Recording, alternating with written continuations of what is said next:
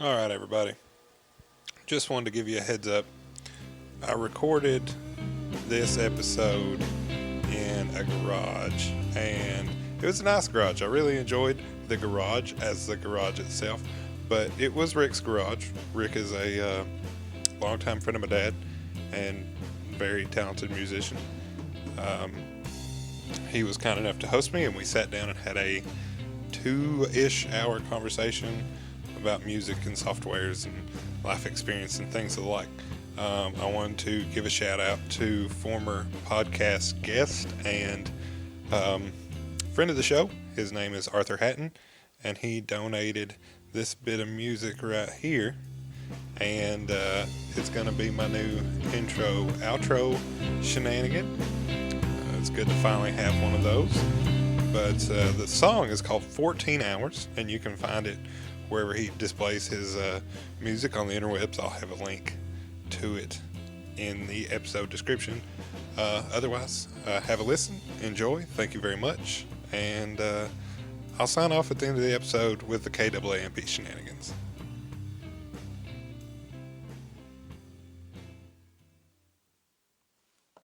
KMOX at night? Yep, KMOX, Jim White. What'd they play? He's talk show, talk Okay. radio. And he would come on about midnight our time, and then he'd be on till 3 or 4 o'clock in the morning. And people called in and just talked about whatever they wanted to talk about. How long did that show run? I don't know, I listened to it when I was in high school. It was on through college and everything. It was on for years and years. But Jim White, KMOX, then I listened to WWL. See, KMOX was a clear station, 50,000 watt station. And then at night, they wasn't during the day, but at night. And then WSM, you get at night, and Nashville. And then WWL was a truck driver station out of New Orleans, and you could get it at night. And Charlie Douglas was the DJ, and they told all about the weather. And I mean, it was before you had phones and all that stuff. A truck driver driving at night listened to that radio. Yeah. And they'd say, well, you guys coming down I-95 down through Virginia, looks like you got some snow going on over there. I mean, this is important stuff for them to Right, know. yeah, like every hour on the hour. Yeah, the Charlie Douglas Road Gang was the name of the show. And I wasn't a truck driver, but Entertaining enough to listen it was to. entertaining enough to listen to that. And Oh, good. They would tell all about all that stuff and play all the old country stuff and the truck driving songs and Dave Dudley and all the people like that. So I end up listening to a lot of the college radio station in Knoxville. It doesn't go very far right now. They're planning to upgrade it this year, but that's some of the best variety programming you're going to get in Knoxville. I enjoy it a lot. Benny Smith does a really good job making that station work. So I very much that one gets played in my car most of the time. And if I'm out of range, then I'm probably listening to something from my phone. Well, it's probably back then, when I'm talking about when I was a kid, you didn't have that much. And you got a few stations here, and now, it's like, I just built an antenna and put up out here. Yeah. That I get 45 channels of TV on my home built antenna. Now the $200 antenna sitting next to it, I only get 36 channels. But I get 45 channels on that home built antenna, plus all the Netflix and streaming channels that I get free. The problem is trying to figure out what to watch. Always. The market is so diluted. With It's always the problem. And back when I grew up, we got 2 channels. We got Channel 10, CBS, and Channel 6 was NBC. Then, if somebody go out and turn the antenna, you could get Channel 13 out of Asheville, WLOS. Made it over the mountains? Yep. Wow. It was a ABC channel. So Okay. and then finally Channel 2, of course, PBS. But those 3 networks, that was it. Yeah. They were the only ones that had the infrastructure. And But somebody had to go out and turn the antenna to get the third one. You couldn't get all three at the same time. You could get two at the same time or one. So how did you decide who it was that went to go turn the antenna? Did you rock, paper, scissors? Whoever wanted to watch the program the most had to go outside. It took two people. See, you had to have one inside, one outside, and say, yeah. No, go back the other way. So it was a co-op effort. Yeah. It took two people to do that. And then at night, about midnight or maybe 1 o'clock, then they showed the Blue Angels or somebody flying and played the national anthem, and TV went off. Yeah. And you didn't have no TV until about 5 or 6 o'clock the next morning when Kaz Walker came on TV. Right. And Kaz Walker, what a guy to start the day with, Kaz Walker. So, okay. I haven't had you introduce yourself yet, so will you introduce yourself, please? I'm Rick Campbell. I'm from Sneedville, Tennessee. This is home, and I was gone for about 32 years or something like that, out working, making a living, but I came back to Sneedville in 2015 and bought my great-grandfather's place, and I've been here ever since. So what were you doing on the road? I was working in the mining industry, working with mainly the processing of mineral processing and water treatment in the mines, environmental type stuff. But that's not really why we're here to talk, though. From what I hear, you're a really talented musician. My dad has a very high opinion of you and your skills. Well, so that's why I came to bend your ear a little bit. I have worked hard to be able to play, fairly well. Not as good as some.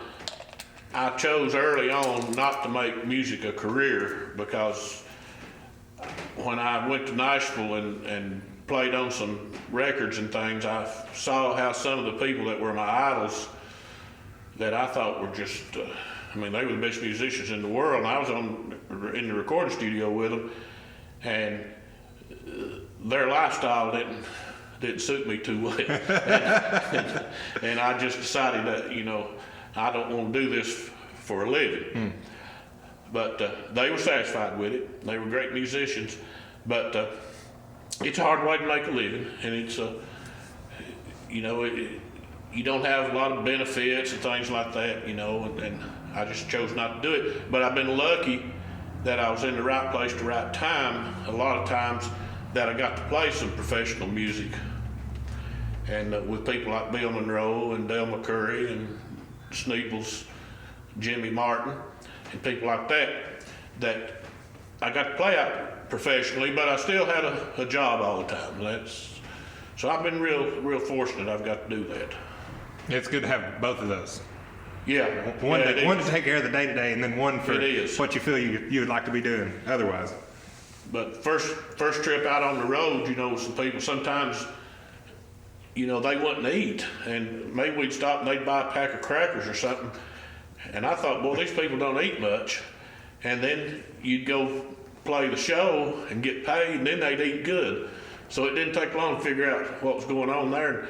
And I had a job and I had money in my pocket, but I just would go along and do what they did because I didn't want to eat a lot in front of them and things. But they loved music enough to do it that way. Yeah. And I guess that's okay, but I was lucky. I got to play a lot in it. And another thing, I got to play a lot. Sometimes people out in Nashville or somewhere would call and say, could you come down and do a show this weekend or something? And I lived in Knoxville, and it wasn't that they had to go all the way outside of Nashville to find somebody to play. Yeah. There was people, falling over top of one another in Nashville that could play circles around me. But they knew I was good enough that if they said, I'm going to be out and I've got this guy going to fill in for me, they knew that I could play good enough that the boss would be okay. All right. But at the same time, I was not a threat to them. They knew that when I played and got done the show, I was very content in going back home. Right. But if they took a chance on one of these guys that was out of work and he's driving a cab or waiting tables or something, and they got him to fill in for them, and maybe the boss said, I believe I like him better than I do the other guy, right, then that jeopardizes their job. Yeah, they're a little hungrier. Yeah, so they knew I was no threat, and they was happy to have me come down, and they'd say, yeah, he did okay. We got through just fine, and he went back home and all that. So then somebody else would call, right. Can you get that guy to come fill in for me, So that is, would you label yourself a session musician or? I have been, but not a full-time session musician. I mean, you got Nashville, you got the A team, and you've always had the A team, but the members kind of change as time goes on. Right.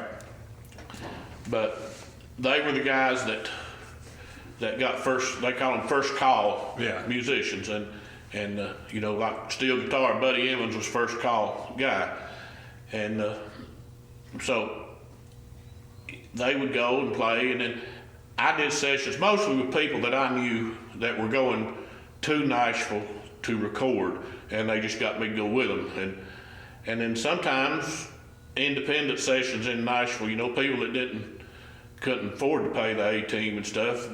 I'd get lucky every now and then, and I'd know somebody, and they'd call and say, could you come do a session? And I worked out of Nashville area.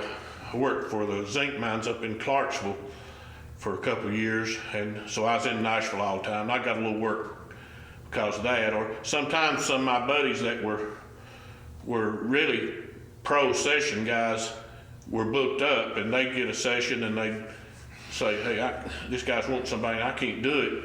Would you be interested in doing it? Okay. So it sounds like you were able to build a pretty organic network just doing that. Yeah. As much as I wanted to. Right. I mean, I've been just the luckiest guy in the world, and to be able to do that. But I always tried to do what they wanted me to do. I was working for them. Right. And my policy in the studio has not changed over the years.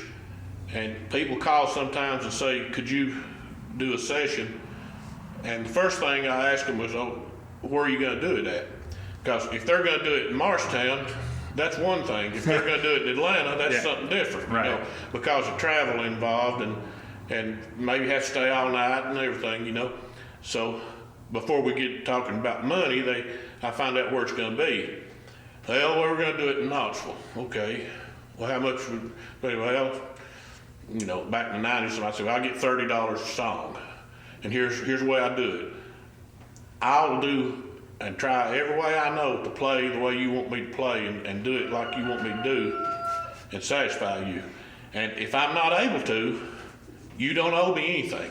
You just say, this is not working. And I'm not going to get mad because there's people that I know are great, wonderful musicians that I wouldn't want on one of my records because I don't particularly care for the way they play. Right. But not to say they're not good, it just don't fit what I think I want. Yeah.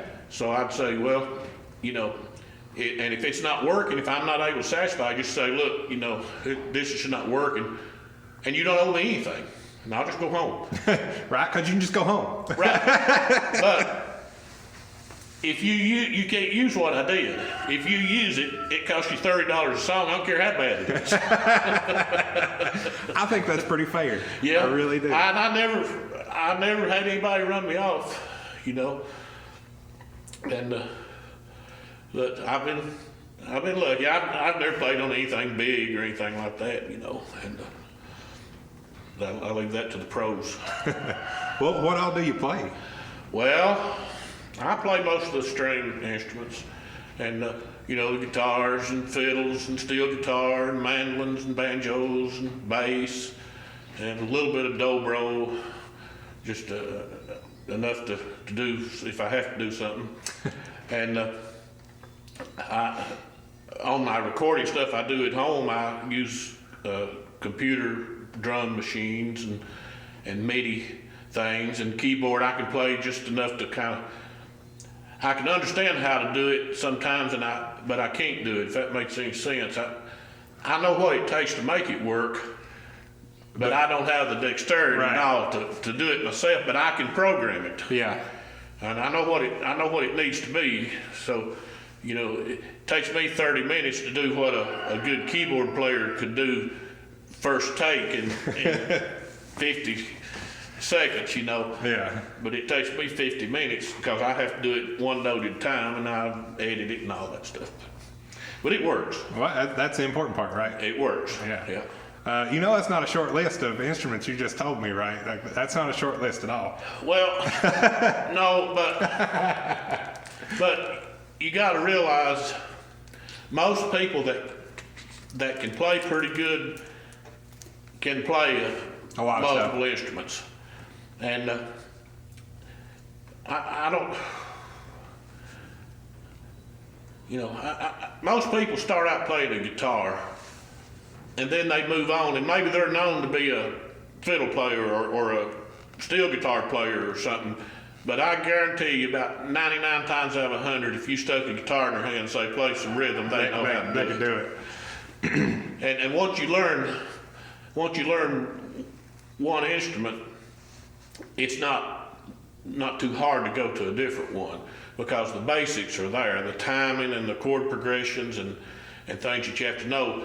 And it's like, you know, if you know how to fly airplanes, and I know how to do that too, and I've been a flight instructor and all that, but if you know how to fly airplanes, learning to fly helicopters is not a big deal because you already know all the stuff about navigation Right. and all that. All you have to do is just learn to fly the helicopter, the mechanics of it. Right, simple. Yeah. But there's a lot of carryover. Yeah. That's what you're saying. Yeah. I might have to use that in the future, just learn to fly the helicopter. Yeah, that's right. So, what put you on this musical path? What was growing up like? Did you have any serious influences growing up? No. Or did you just pick it up one day? Dad came home with a guitar he got somewhere, like probably an auction sale or something, and it had a little pamphlet with it that showed some chord charts and stuff, and he gave it to Mom and told Mom to teach me how to play it. Now Mom didn't know how to play it either, so This is that a was good like, plan. that's like the blind leading the blind. But I got kind of interested in it, and I sat down and learned a few chords. And then after I got to play that a little bit, I found out that a banjo tuned almost the same as the bottom four strings of a guitar, with the exception of one. And then the banjo had a fifth string on it. Well, I figured out how that tuned, and I tuned my guitar, the bottom four strings, like a banjo, and got me some finger picks, and I learned to play banjo on that guitar. So when I finally got a banjo, I pretty much knew how to play it except for the fifth string. Yeah. That you don't really note anyway. And so I kind of had a head start on the banjo, and then the other things just came along, and I was playing banjo here. We had a local band. It was myself and Jim Shaw on the guitar, and Rex Green on the bass, and D. Tony Hurd on the mandolin, and then Luke Hurd played guitar in the band, and we played, and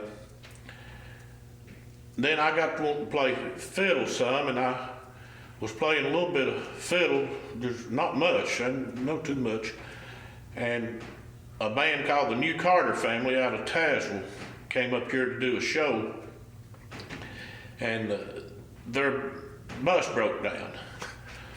And, Where did it break down? I don't know that it completely broke down. It had problems when they got here. And so you didn't get to see many bands come into Sneeville, you know. Right. So I was all over that. I was over to high school seeing what they was all about. And I had a toolbox in my car because my car was bad to break down too. And I carried tools with me.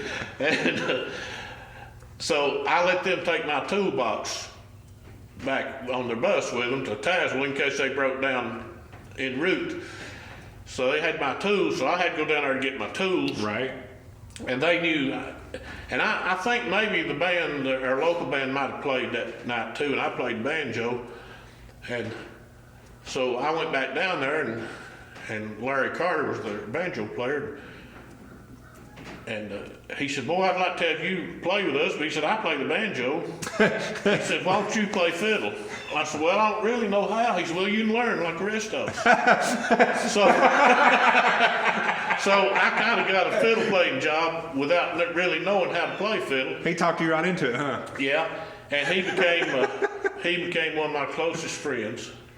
We were like brothers. We played all over the country together. I mean, everywhere. I mean, we was in Oklahoma and up north and everywhere together, playing with different bands through the years. And he passed away about 2 years ago, and really, really good friend. But I learned to play enough with playing with them, and then just other bands around here and there and yonder, and moved in my job. I moved to Kentucky. And I got to play in Renfro Valley. I played up there about 3 years every Saturday night at the Renfro Valley Barn Dance in Mount Vernon, Kentucky, the Renfro Valley. And played fiddle up there with some real good musicians. And then every now and then somebody'd call, we'd fill in here, fill in there. And then I got to know people out. I played a lot in North Carolina with bands over there. And then I got to know Dale McCurry, and Dale lived in Pennsylvania still at the time. He's in Nashville now. But he called me and said, would you want to go to Oklahoma with me this weekend? I need a fiddle player. I said, well, yeah. And, he had to twist your arm, huh? It didn't take long, no, because I worshiped his music, and Bill Monroe's and music and all that, and that was very similar. And he said, where'd be a good place to meet? And I said, Ramada Inn, Morristown, right there on 81. Yeah. And X-Date, I guess it is. That's what it is, yeah. And passed by it today. Yeah. I said, just meet me there. And so we did, and we went to Oklahoma. We didn't rehearse, did nothing. Got up there, we tuned and got on stage, and which I knew his stuff, and he knew I knew his stuff. Right. And he'd say, I don't know if Rick kicks this off or not. And I said, yeah. So we played, and we got done. We started home, and he said, I'm really happy the way this went this weekend. He said, why don't you just stay with us? I said, well, okay. I said, but now I've got a job, He said, yeah, I know. But I worked it out that I'd squeeze a week's worth of work into 4 days, because we'd usually leave out on Thursdays, right. Thursday night or Friday morning. And I'd take my briefcase with me and paperwork I had to do and things, and I'd be sitting on the bus working on blueprints and figures and whatever I need to do while I was on the road. And then on Sunday we'd get in, depending on where it was at, I would work my way back home up through West Virginia or wherever I needed to be. And I did that for a year, and then I left in January of that year. We were playing in Nashville at the Spigma Convention, and that's the Society for Preservation of something of bluegrass, whatever it is. And I quit that night. I mean, I wasn't mad or nothing. I just said, Dale, things have slowed down now. It's a good time for me to quit, because it's just too much for me. He said, I understand. And he said, well, I've got a few things this winter. He said, if I can't find anybody local, up there, he said, will you help me get in the bind? I said, well, yeah. So we had a couple things in the winter, maybe up there in Virginia or Maryland or somewhere, right. Delaware or somewhere like that. Canada sometimes. And did that. And then about April, he called. He said, I don't have anybody permanent. He said, I've got to go to Texas this weekend. Could you go to Texas with me? I said, well, yeah, anything else to do. I said, All you gotta do is ask, right? just meet me at the Ramada Inn, you know. And so we went to Texas. And then the next weekend he said, well, I've got something up in New Hampshire, you know. Could you fly up to Baltimore? And back then I could get a round trip ticket for $99. Right. Yeah, okay. Air travel now is ridiculous. Oh, yeah. So I went on and done that for another year of being the fill-in guy because he didn't have anybody else that was permanent. And I done that for about another year. And then he moved to Nashville, and he's had the same band now for probably 20 years. This was 86 and 87 I'm talking about. And a good guy. I mean, he's on the road with him is just like family, and you know, everybody got along, no fussing and none of that. Made it a really comfortable environment for you. Really Okay. comfortable. We all played the same kind of music, and we understood one another, and we could do that. My phone. Beavis and Butthead. Yes, ringer Beavis and on my Butthead. For the listeners, that's a Beavis and Butthead ringtone. I can pause this if you need to. No. All right. I couldn't help but laugh at that.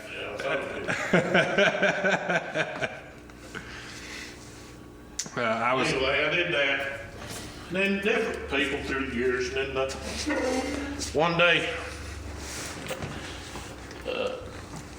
I was in my office. I had a home office worked out of on a Wednesday morning.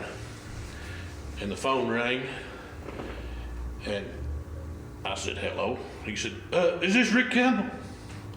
And I said, yeah, it is. He said, I need the fiddle player. And I knew who it was, but immediately. Right. It was Bill Monroe, and I knew who it was, but I said, who is this? He said, Made him say his own name. he said, this Bill Monroe. Yeah, I need a fiddle player, and I need you to come down here, and we're going to play at the Bell Cove tonight. And you come down here and play, because I don't have a fiddle player. I said, okay. I said, what time? About 7 o'clock. So I probably got there about 4. You know, something like that. So, I mean, that was it. I mean, to be Bill Monroe's fiddle player is like quarterback in the Super Bowl. Right, so you make sure you're there. Bill Monroe was known to have the best fiddle players. That was just it. In Nashville, if you could play for Bill Monroe, you had a lot of respect because they knew Bill wouldn't have you. Right. And I don't know if he knew me or from my days with Dale, and sometimes you'd have these finale things at shows that everybody get on the stage at the same time on the last, and I was out there with him, you know, with Dale and other bands and stuff. I never did think he paid any attention to what I was doing, and I don't know if he did or not, but he said he knew me, but Well, he called. well, he called, but I think some of his other band members had probably was behind all that. I'm not sure. But anyway, so I went down there, and I didn't know what was going on because a guy named Jimmy Campbell was the fiddle player. And he'd had a run-in with Bill at the Opry the Saturday night prior to this, and Bill had fired him. And it was nasty. It was just a nasty situation. Well, I got there, and I was sitting back there talking to Bill and all of them, and I saw Jimmy walk in. And I wanted to talk to Jimmy and find out what had happened, but I knew if Bill saw me talking to him, that was going to sour the deal, you know. Right. Because Bill's real particular and stuff like that, and I knew he was mad at Jimmy. And somebody said, Bill, there comes Jimmy. He's not playing with me. I don't care. He's not playing. He can come in here with that suit and tie on and that hat just like I always do, but he's not getting on the stage with me. I don't care. I've got a fiddle player here. Well, so I knew with that attitude, if Bill saw me talking to Jimmy and realized that we was friends, you know, I didn't know. So I waited and I saw Jimmy go in the bathroom. So I said, excuse me, I need to go to the bathroom. So I went in the bathroom and I said, Jimmy, what's going on? He said, I got into it, Bill. And he said, it's a bad situation. He said, it's my fault. He said, I messed up. I said some things I shouldn't have said. And he said, it's over for me. And I said, well, Bill called me. And he said, well, go for it. He said, there won't be no hard feelings between us, And I said, okay. So went out and we got on stage and Bill kicked off the show. We done the Mule Skinner Blues and Blue Moon of Kentucky and Uncle Pen and Little Cabin Home on the Hill and all the songs that are the most popular Bill Monroe songs that anybody that could play should know how to play. Yeah. And then he started getting into a little bit deeper stuff. Now, that was my music because I had dissected his music through the years. You were ready. I was ready. And if he introduced a song, I knew who played on the record. I knew the arrangement. I knew everything about that song. It was a piece of cake for me to play. And he got into the more obscure stuff, and things that I hadn't even thought about in maybe 10 years. We're good at a number now, And I said, oh yeah, let's do that. So you think he put you on the spot like that a little bit? I don't know.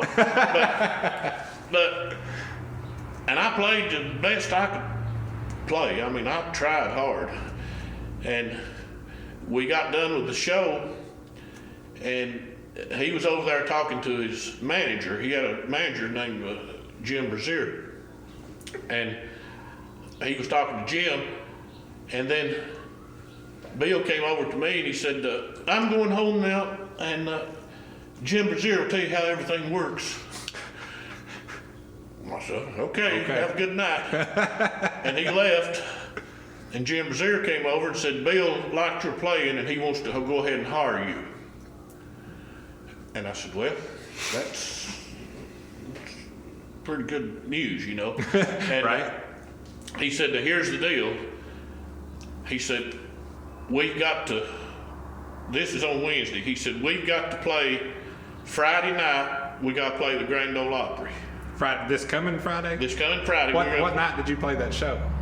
Wednesday. Oh, so 2 days from now you're going to be on 2 days the Opry stage. We'll be playing on the Grand Ole Opry. And we're also playing Ralph Emery's Nashville Now show that was on TNN network back that time. This is in 94. And he just dropped that on you. No, this is 93. I'm sorry. It's 93. And just laid it out there to you like that. Yeah, he said, we'll be playing the Ralph Emery TV show, and then we'll go on over and play the Opry Friday night. Then Saturday night, we're playing the Opry, and it just happens to be the televised portion of the Opry. happens. They put the Opry on TV every once in a while back then. So happens. And then we're leaving out Monday, or I guess it's Monday, going to Washington, D.C. to play Bill Clinton's inauguration. I said, well, okay. And I'm thinking, televised portion of the Opry, Ralph Emery show, it's on TNN. See, I've got a VCR, and who else has got a VCR? I can get some real footage here, me on the Grand Ole Opry with Bill Monroe. Yeah, you gotta record that. Yeah. And pay attention to that. And then he said, now here's the deal. He said, we'll want you to move to Nashville because we play a lot of these Opry matinee shows during the week. And said, you'll need to move down here. And it was real tempting to say, well, okay, but I can't just move today. It'll take me a couple of weeks to get all that going, but I'll just drive back and forth in the meantime. It was tempting to go ahead and do that and get on those TV shows and things to get that video that I wanted so bad, and then just say, look, it's not going to work out for me. Right, yeah. Move down got here. what I want, now I gotta. Yeah, but that was deceitful and deceptive. Right. And I thought so much of Bill Monroe, I couldn't, if I'd ever wanted to lie to anybody, I couldn't lie to Bill Monroe. Right. I couldn't do it. And I had to turn it down. And I said, I'm sorry. I said, if you need me, I'll do I'll do these next few shows or something with you. If I could do that, I'd be glad to, but I can't move down here. I can't quit my job. I've got a good job. I can't quit my job and move down here. And he said, well, we're talking to this boy that has been on the road with Ray Price for a long time, and he's left Ray Price, and I knew him, and I said, well, yeah, he's a good player. And he said, well, if you don't want it, he said, we'll talk to him. He said, but you got first shot at it if you want it. Yeah. And I thought, well, having an offer, I've played one show with Bill Monroe here, and having an offer to be a full-time bluegrass boy, that's more I ever hoped for. I'll be satisfied with that. Yeah. And I said, well, you need to call Robert too. Robert Bowling was the fiddle player. Yeah. Good fiddle player. And so Robert took the job. And I, moped around for a few days over it, and I got over it. So you didn't go play the Opry and the show after that? No. That was the end of it? At the end of that. Right.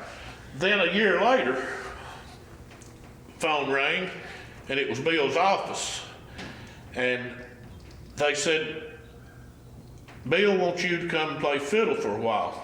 They said, we know you can't do it full time, but Robert's got to be off for a while. And Bill said to call you, that he knows you can play his music and all this stuff, and he'd like for you to do it. So I said, well, how long is it going to be? They said, well, no, a month or two or something. Well, no. I said, that's perfect for me. They said, well, B told me to go to Hamrick's in Nashville and buy a blue and a maroon colored jacket. Said they know what they are. Said just go and tell them you want Bill Monroe's Bluegrass Boys coat. Right. And get them and be at Nashville at the airport on whatever morning it was.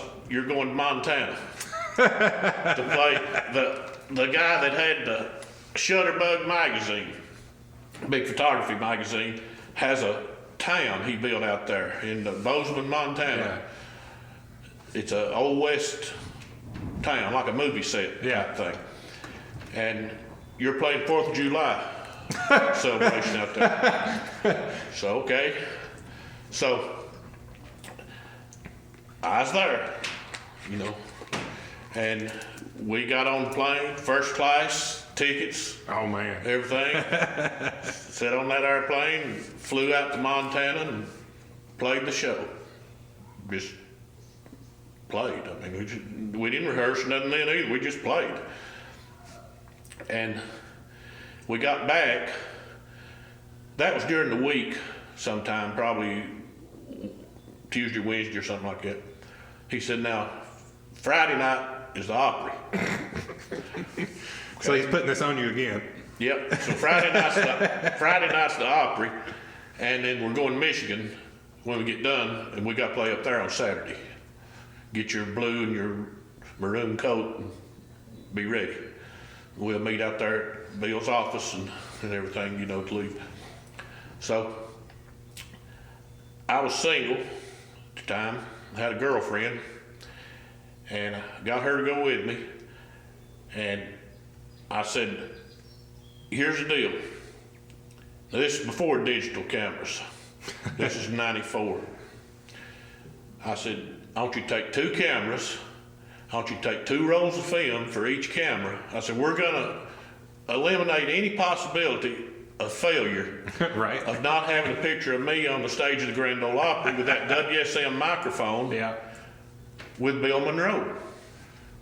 You got your redundancies built into this plan. Yes. So we did, and I got there at the Opry, and man, you talk about excited now. Oh, I bet. I was excited because I told you being Bill Monroe's fiddle player, I mean, that was it. And I was very naive. I thought because it was so important to me, I thought everybody else there at the Opry would notice, that Bill had a different fiddle player. Right. And some of these guys that were staff members of the Opry band and stuff like that, I thought, now they're they wondered, who's this guy? Hadn't seen him here before. And after we played our first show, I was walking off stage and I had to walk right by them all huddled up there. And I said, hey, how you doing? They said, okay, how are you doing? They didn't pay any attention to me. But we played that opera show and got the pictures and everything. And I've got them in there on the wall. And so then we was leaving out to go to Michigan that night. And my girlfriend was coming back to Knoxville. And she said, we was out there at the office getting on the bus. She said, are you excited?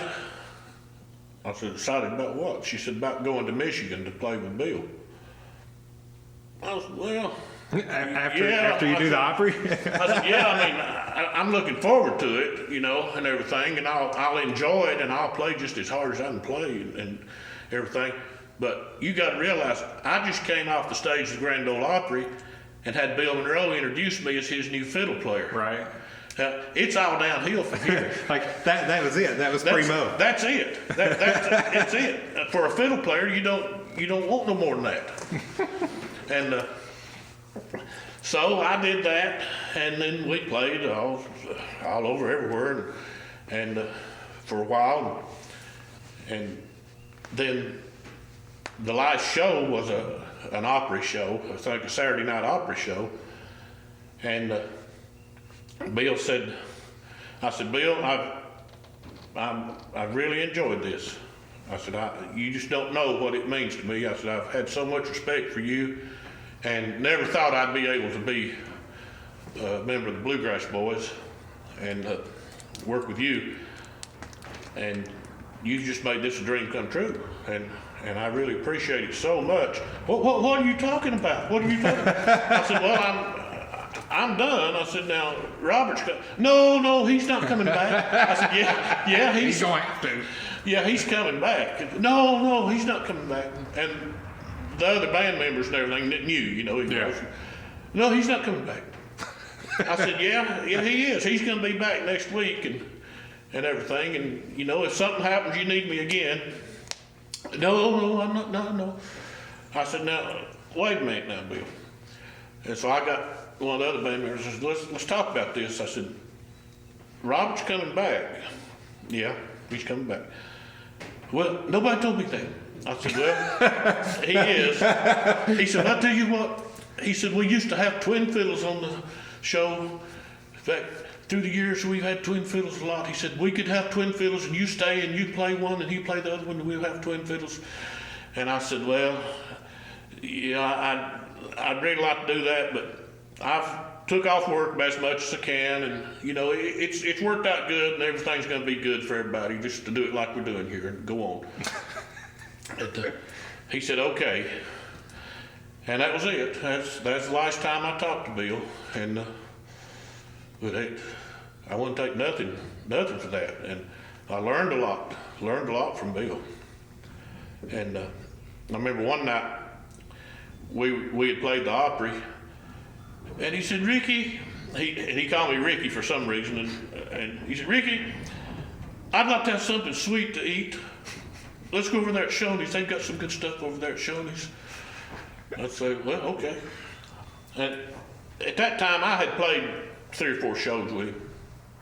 And we went over to the Shoney's, and he got this strawberry shortcake thing. And he's sitting there eating that like he hadn't had anything to eat in days. He just shoved it in, And I said, Bill, I've got a question for you. What's that? I said, well, the Mule Skinner Blues. I said, you recorded it 2 or 3 times. I said, one time with Kenny Baker playing the fiddle, and then you recorded it that time and you had Vassar Clements playing the fiddle.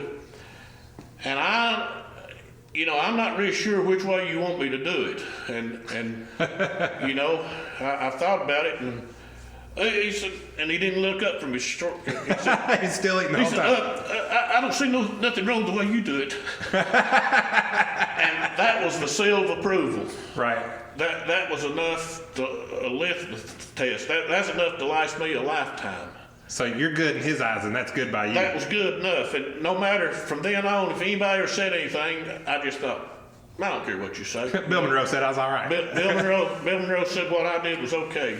And you know, that's all I need. Yeah. Don't care if you like it or not. So is that the like stamp of approval from the It hero? was to like, me. That was the moment. It was to me. That's awesome. And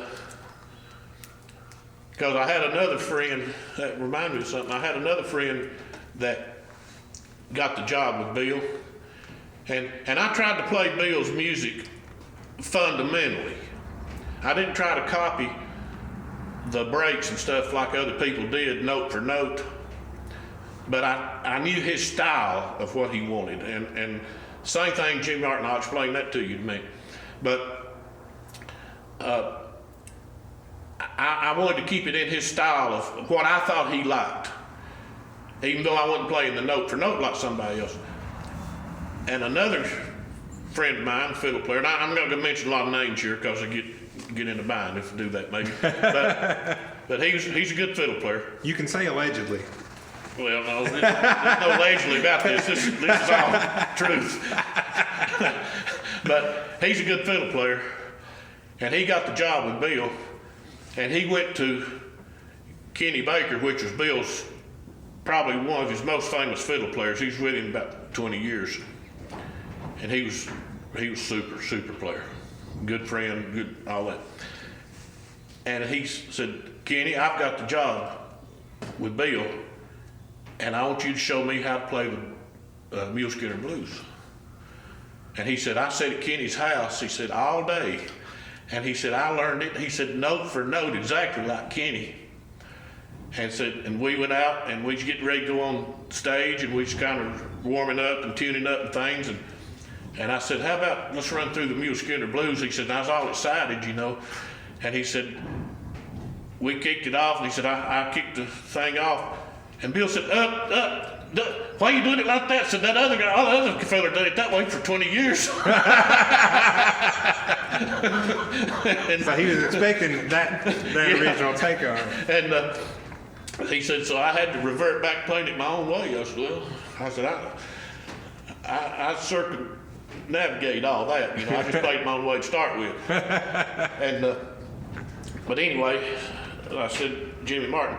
Bill Monroe's playing was, he wanted a real long bow where you pull long, smooth notes and a lot of tone and things. And then Jimmy Martin went with Jimmy. Jimmy's music was a little different than Bill's. And he wanted what I call blood and guts fiddling. He wanted you to attack. Really solid in it. You know, he wanted you to really, with a tight bow, and really pull power and volume and everything. Not the real smooth stuff. Bill's was more like violin music and stuff, but Jimmy wanted that to fit his style of music. He wanted that and a lot of double stops. Now, I say double stops, that's when you play two strings at once. It's called a double stop. He wanted a lot of that, and Bill liked a lot of single notes and stuff. But, and I knew that. And I played what I thought Jimmy wanted, and I played with him his last couple of years out on the road. He worked like 12, 13 shows a year is all he did, but never had any complaints. I mean, he never questioned anything I did, you know, and I asked him a few times, you know, is there a certain way you want me to play? He said, you can play any way you want to as long as you play my style of music. Right. He said, don't try to copy these breaks and stuff. He said, play it your way, but keep it in my style. Yeah. And I thought, well, that's what I've been doing with Bill Monroe and other people, you know, that's worked. So now Jimmy's giving me the seal of approval on my methodology here. So it got approved twice. It should be good. yeah, so I must be doing something okay, you know. And so I did that, and we played a lot of good music. And I've just had a lot of fun playing music. Met a lot of people, good people. So what is it about bluegrass that has made you play it about your whole life? Well, I don't know. I don't know. Or did you grow up with it all? I mean, you grew up here, right? Yep. So it was around, and you couldn't really escape it. But how prevalent no, was it? No, it wasn't around here. No. Every once in a while, Kaz Walker would come to Sneedville, and he'd have people like Larry Mathis or Bud Brewster, or people, Where would Danny he play? Bailey. Where would he play? The old high school? No, they'd play on the courthouse porch. Really? Yeah. And then you'd have Homer Harris would come. Now, it wasn't bluegrass. Homer Harris, you don't remember him, your daddy does, but Homer Harris had a horse named Stardust, and he'd had a car pull. You never see a car pull a horse trailer. No. No, but back then he had a big old Cadillac pulling that horse trailer. Fair enough. And Stardust had rubber shoes on so he could walk in the gym down here at the old school. Awesome. And he played the guitar, he'd sing Little Brown Jug and songs like that, and Stardust would do tricks and everything. And I got to know him in later years. It cost like $0.25 to see that show. Yeah. Homer Harris was a good man. He was a top-notch good man. And he would go into the school, and it cost, like I say, $0.25, and then they'd have their money and everything, and then Homer would go up to the principal's office and he'd say, now, all the kids you've got that didn't have $0.25, bring them on in, it's on me. That's awesome. Yeah. So you want them to see the show too, huh? Yep. Good. And that's the way he did it. And, you know, I tear up thinking about that, because you just don't see people doing stuff like that anymore. I mean, everybody's got so greedy or something. But Homer did that show, and then we'd have the Kaz Walker people. So I really hadn't seen any professional music much. And then Clark Seals, which you might know him, or your dad remembers, he's passed away. But Clark was a big Osborne Brothers fan. And the Osborne Brothers were going to be down at Harrogate, a music barn they had down there. Mm-hmm. And he asked Dad, reckon I'd like to go see him. Dad said, probably would. So I just, young, I wasn't old enough to drive or anything. And we went down there to see the Osborne Brothers. And, you know, any more bands will come out and they'll introduce them, and they'll come out and they'll say, oh, check, 1, 2, 3, check, 1, 2, 3. Need a little more of the guitar on the monitor here. I need a little more, you know, and they stand there for another 10 minutes doing this mic check thing and all that. They had another band played and everything. The MC said, let's make welcome from the Grand Ole Opry in Nashville, Tennessee, the Osborne Brothers. They walked out and they looked at one another like, are you ready? And yeah, we're ready. And they said, he's a dynamite, uptight, out of sight, backyard Romeo. And they went to singing that song. And I couldn't stand myself. I was just so nervous and just tore up about that, hearing them do that. And I said, I've got to do that. You didn't say you might do that before then? No. And then they had a Jimmy Martin homecoming. And that's the biggest crowd of people I've ever seen in Sneedville, over at what we call the old high school, which was the current high school then. Yeah. And they were standing in the whole lobby and up and down the halls, standing room only, at this bluegrass festival they put on here. And Jimmy Martin and people's in there. I mean, there's like 10 banjo players, and I never seen nothing like that. And I said, I won't do that. Right. So it got you, like it being got exposed to that got you. Yeah. And so that's where all that started. But you know, like, yeah, Homer Harris, I keep thinking back to Homer, what a good guy he was. And I never forgot that. It's little things like that happen that you don't forget. And him letting all those kids come in, you know. And I taught school here for 3 years when I was actually finishing up my college and What'd you everything. teach? I taught math, algebra, and stuff like that. And then I taught industrial arts. And so anyway, I know I had kids in school, and we'd have field trip up every once in a while to go to the zoo or something. Yeah. And I said, look, here's the deal. It's going to cost us $75 for all of us to go to the zoo. Here's a jar. It's approximately $1 a piece or $3 a piece, whatever it was. When that jar has got $75 in it, we're all going to the zoo. It's Right. all or nothing. This is how you make it work. So if you've got a little more you can put in, and the kids were sensitive to that, and they said, look, we know some can't Right. afford it, but I've got a little extra, look, we gonna go on this trip. Yeah. And they did that, and I thought, well, that's teaching a good thing here. So, and it all goes back to Homer Harris on that, thinking about Homer. And then occasionally we'd have other people. I think there was somebody named Daisy May, and somebody came and put on some shows at school one time. I don't remember who they were, but it's a big deal. Yeah. Well, I mean, anytime a touring act came to hit the old high school, like, people showed up. Oh, yeah. Even if it was, in the early 90s when I was growing up, it would be, the Appalachian Wrestling Company or whatever it be, and they'd put on wrestling shows at the old high school. Man, they'd fill that place up. Oh, yeah.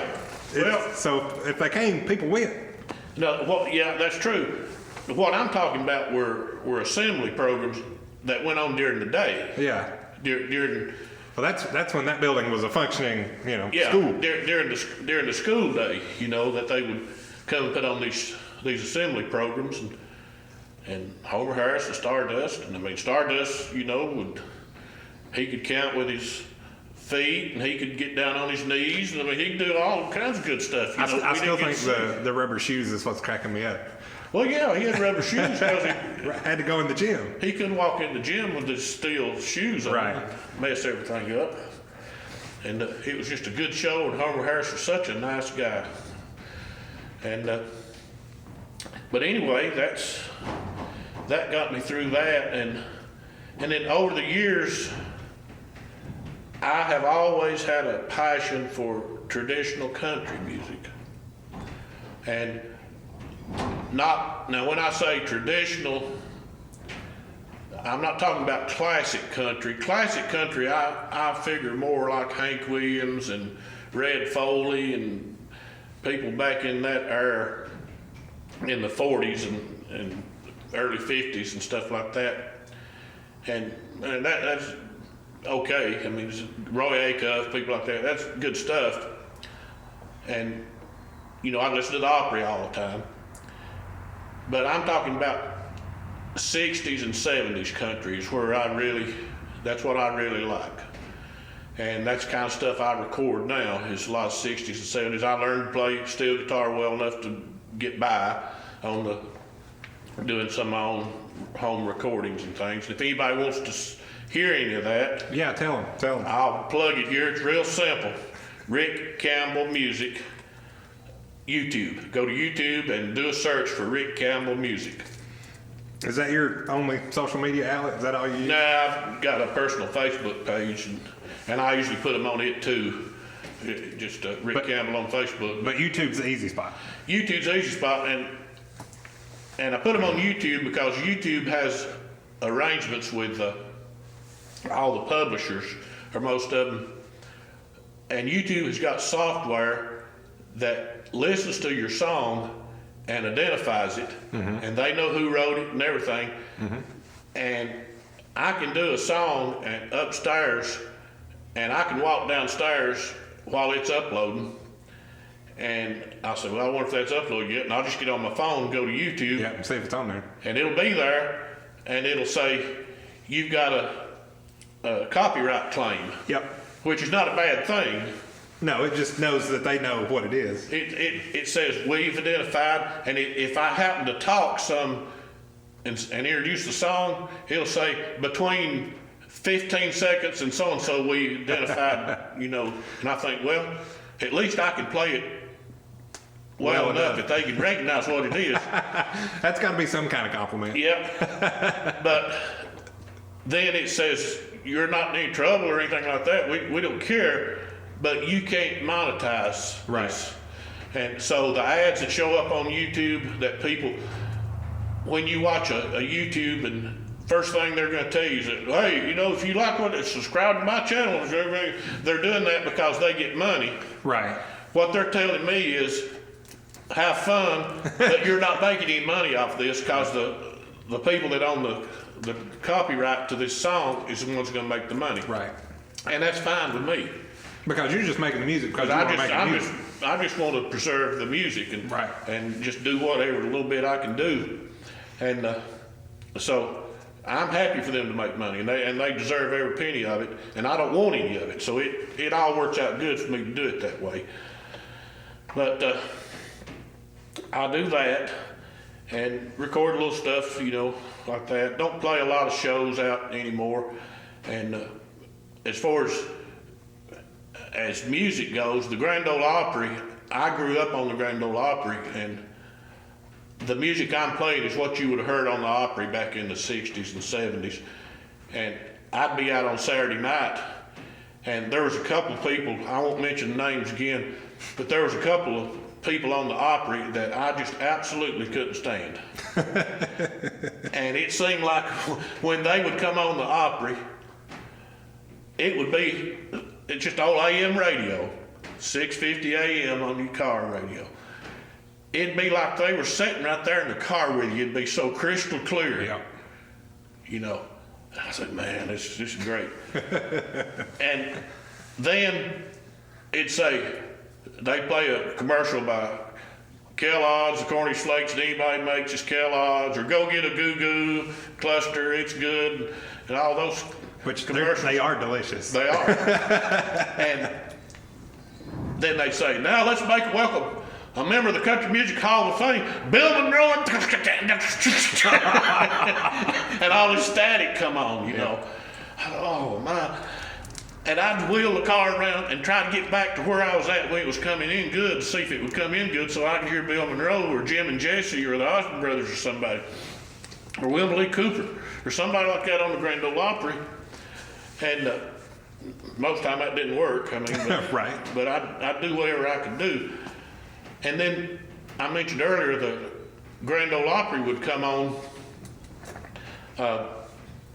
every once in a while, a televised portion of the Opry. It came on the public TV channels. Mm-hmm. And if you could find out when that was coming on, it didn't happen all the time, just every once in a while, it'd be a 1 hour portion of the Opry. And I would arrange my whole schedule around that. I mean, I'd plan out where I was going to be, that I had to be somewhere on Saturday night that I could be close to a TV to see the Grand Ole Opry.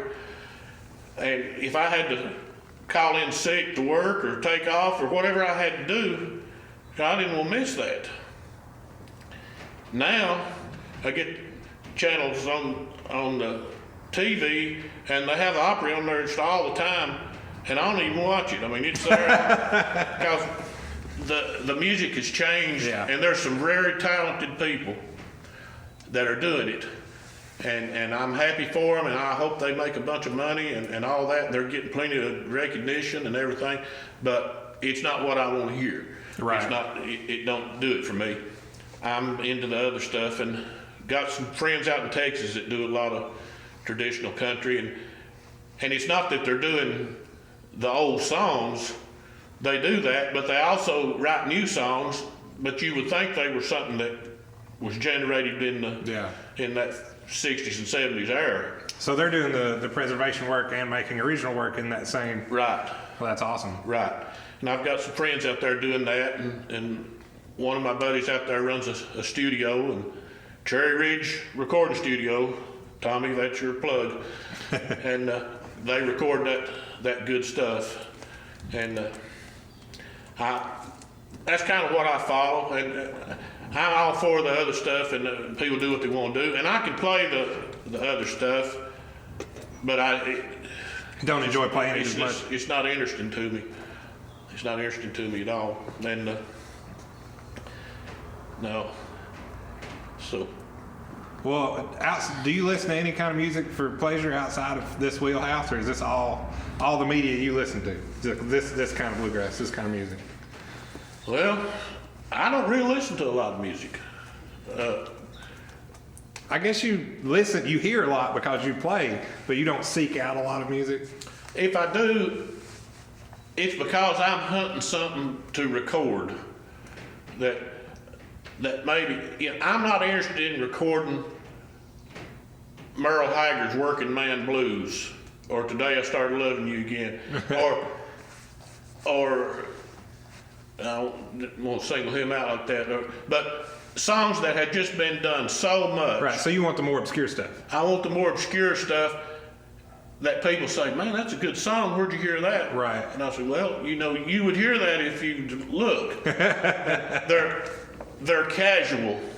Right. They're casual listeners. They just wait for it to be fed to them, and I'm out looking for it. That's the difference. Yeah. But you learn a lot in the pursuit. Oh yeah. Yeah. Yeah, I learn a lot, and I write some stuff too.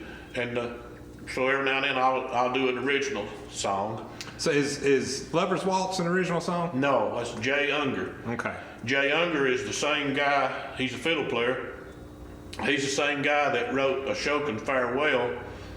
That was the theme song in the movie about the Civil War. Whatever the name of that movie was.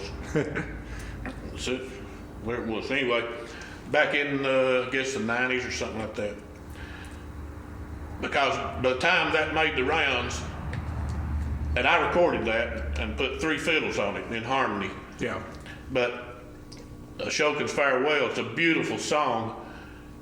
By the time it got out and got popular, people say, play that Civil War song. I said, what? I don't know what name it is. I said, Ashokan's Farewell? Yeah. And then I hear them talking to their buddies. They say, that song there's been passed down all the way from the Civil War. And it's not. It was written for the movie in modern years here. It's not from back in the 1800s. But I guess it's a good thing if it gets mistaken in that way, if you're trying to play that style. I guess. But it's kind of a complicated tune, and see, the thing about playing fiddle, and really most instruments, but fiddle especially, Buddy Spiker's one of the great fiddle players in Nashville. He's one of the A-team in Nashville through the years. Super fiddle player, super nice guy. He said a fiddle player is only as good as his rhythm section. So to play fiddle by itself, it don't sound too good. And to play it with people that can't play the song or something, that sounds even worse. Right, because now there's more bad. Yeah, it's just a cumulative effect. Right. And, what happens, I'm trying to be upbeat here, but you just have to be truthful and tell it like it is. I've learned a lot of fiddle tunes and stuff, a lot of the Monroe music and stuff like that. And then people call me, fiddle players, and they'll say, could you teach me how to play Monroe's hornpipe? Or some Bill Monroe tune. Yeah. I said, why do you want to know that? Well, so I can play it. I said, who with? Right. Well, I said, not bragging or nothing like that, because that just happens to be my thing, is this kind of music. Right. But who do you know that could play the rhythm to that so you could play it besides me? And not that they're not capable, they just haven't took time to learn it, Well, that and I guess that second degree of this thought, it hasn't come across their mind yet. Obviously you want to play it, but who you going to play it with matters too. That's right. Yeah. And they'll say, well, I don't know. I think that's it. I've been through this, and things have changed. Used to, guitar players would take time to learn all these tunes, so when they got around to fiddle player, they could say, hey, can you play such and such song? Yeah, okay, let's play that. And they took pride in being able to do that. But now, the music has changed to where all they care about is just playing enough so they can sing, and follow their self-singing. And so you learn all this complicated stuff, and then you get out and play shows. You have to play Sally Gooden and Boil the Cabbage Down and stuff like that, because that's the only thing that the band really knows to play. They can't play the other stuff. And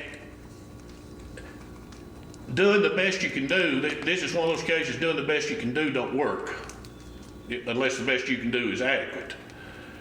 If there's good players and then there's better players and all that some that I like better than others, but fundamentally you've got to be able to play the song if you're a rhythm player.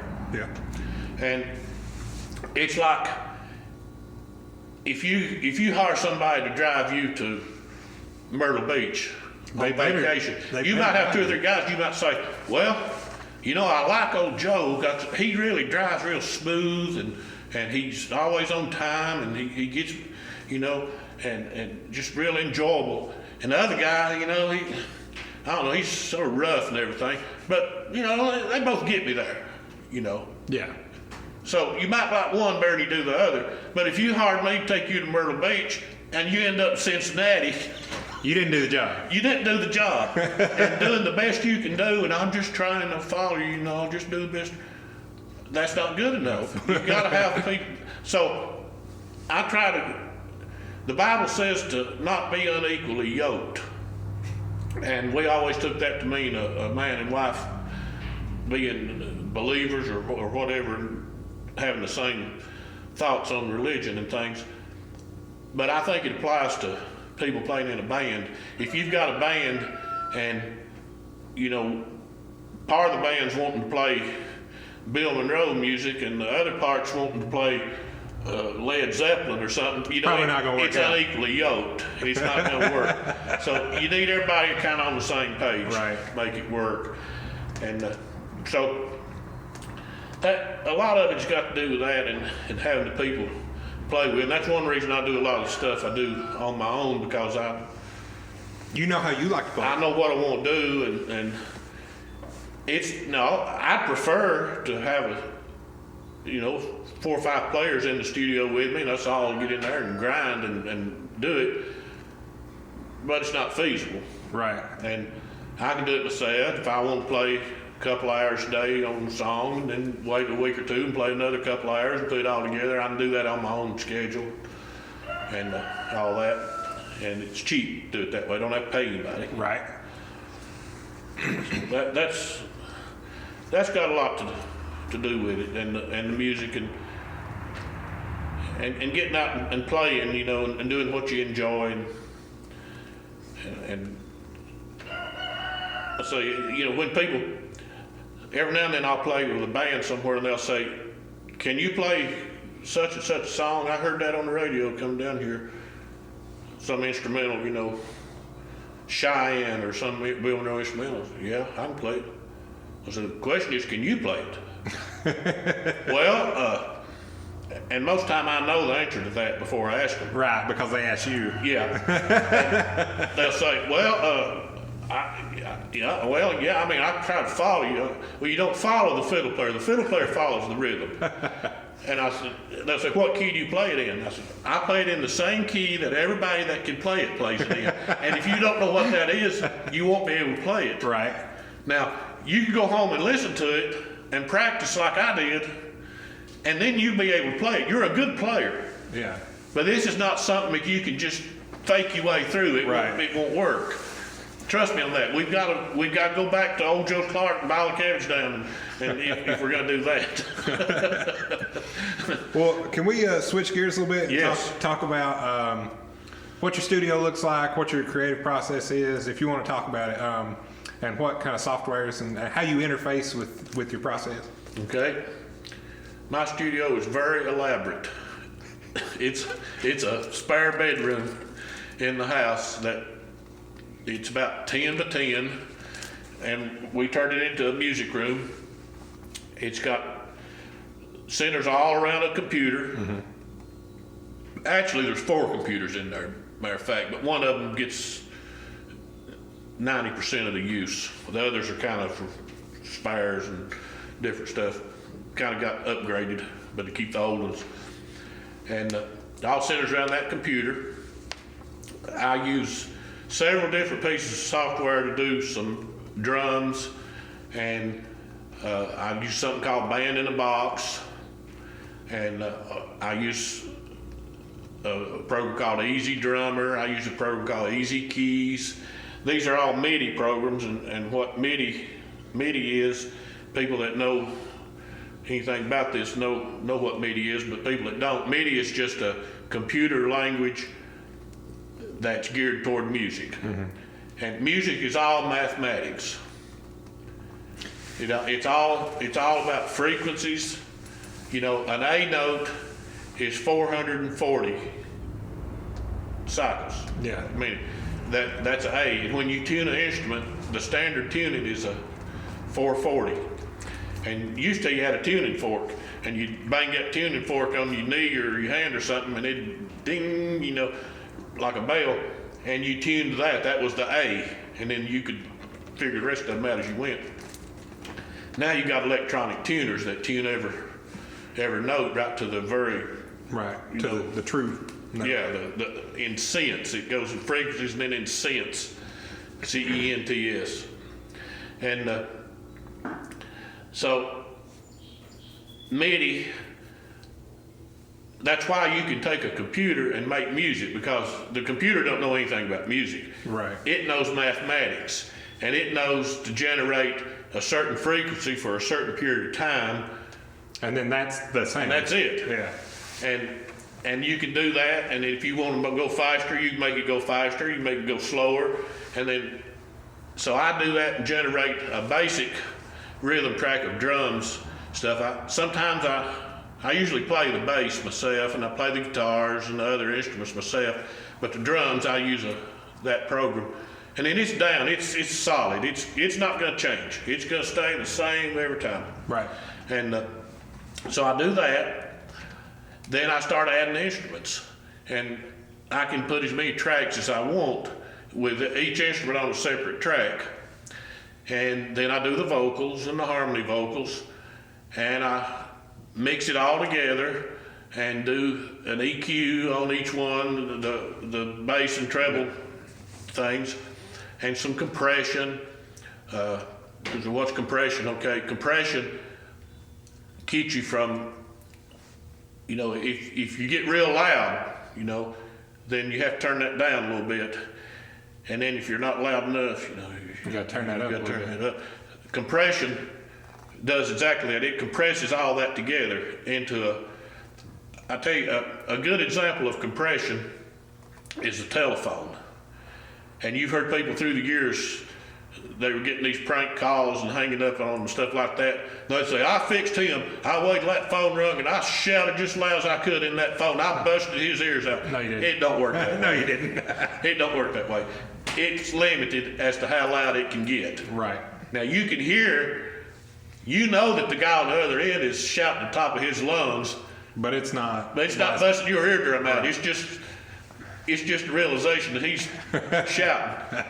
So that's what compression does, but it's not to that extent. Right. It just smooths things out. You do it on every instrument, most of the time, and then you mix it all together and you pan it, some of it left and some of it right. And I'm learning all this as I go. And hey, me too. and there's just a lot to it. My newest toy in the studio is a set of headphones that they went to big professional studios, famous ones. I mean, you heard about like Abbey Road in England, where the Beatles recorded. They went to studios like that had these big rooms that were treated acoustically and everything. The big problem in recording is you sit there and you mix all this together and it sounds great. You say, man, I really did good. Then you burn it to a CD. Then you come down and you put it in your car and say, let's see what it sounds like in the car. And either you can't hear the bass or it's busting the windows out. Yeah. And the term for that is translate. They say the mix didn't translate. And guys that know their stuff, and I'm fortunate to have some friends that know their stuff. Cherry Ridge Recording Studio, Floresville, Texas, Tommy Dedamore. There's you another plug, Tommy. I call him every now and then, and he says, well, you try this, try that. And he knows. And what he says usually works. So he's your first call? Yep. Yeah, he's first call. And Bill Terry is another one out there. But anyway, he's a steel player. Both of those guys steel players. And to get it to translate, and you learn you treat your room, you put absorbent panels up and stuff, but you know, you gotta know what you're doing or you just make it worse. Yeah. And so I've done some of that, and then you learn kind of to allow for certain things, and you get a little better than that. But my latest toy is a set of headphones and software that they went to all these famous studios and they identified what's supposed to happen. Oh, so they set up these headphones to sound like the room? Yeah. Oh, that's amazing. So I said it, when I mix the song, I mix it and I say, well, that sounds pretty good. Click, click, I can see what it sounds like in this other studio. Yeah. Click, click, I can see what it sounds like on a boom box. Click, click, I can see what it sounds like in a SUV That's on that really radio. cool. Click, click, I can see what it sounds like on just a small radio. Yeah. And you know, to go out and buy a set of headphones, I mean, you know, $500 is you know, you can spend $500 on a set of headphones. Easy. Easy. or a set of studio monitors that cost $300 or $400 a piece. Mm-hmm. They say they really sound good, but you find out once you get into this, you don't want equipment that sounds good. You want equipment that sounds real.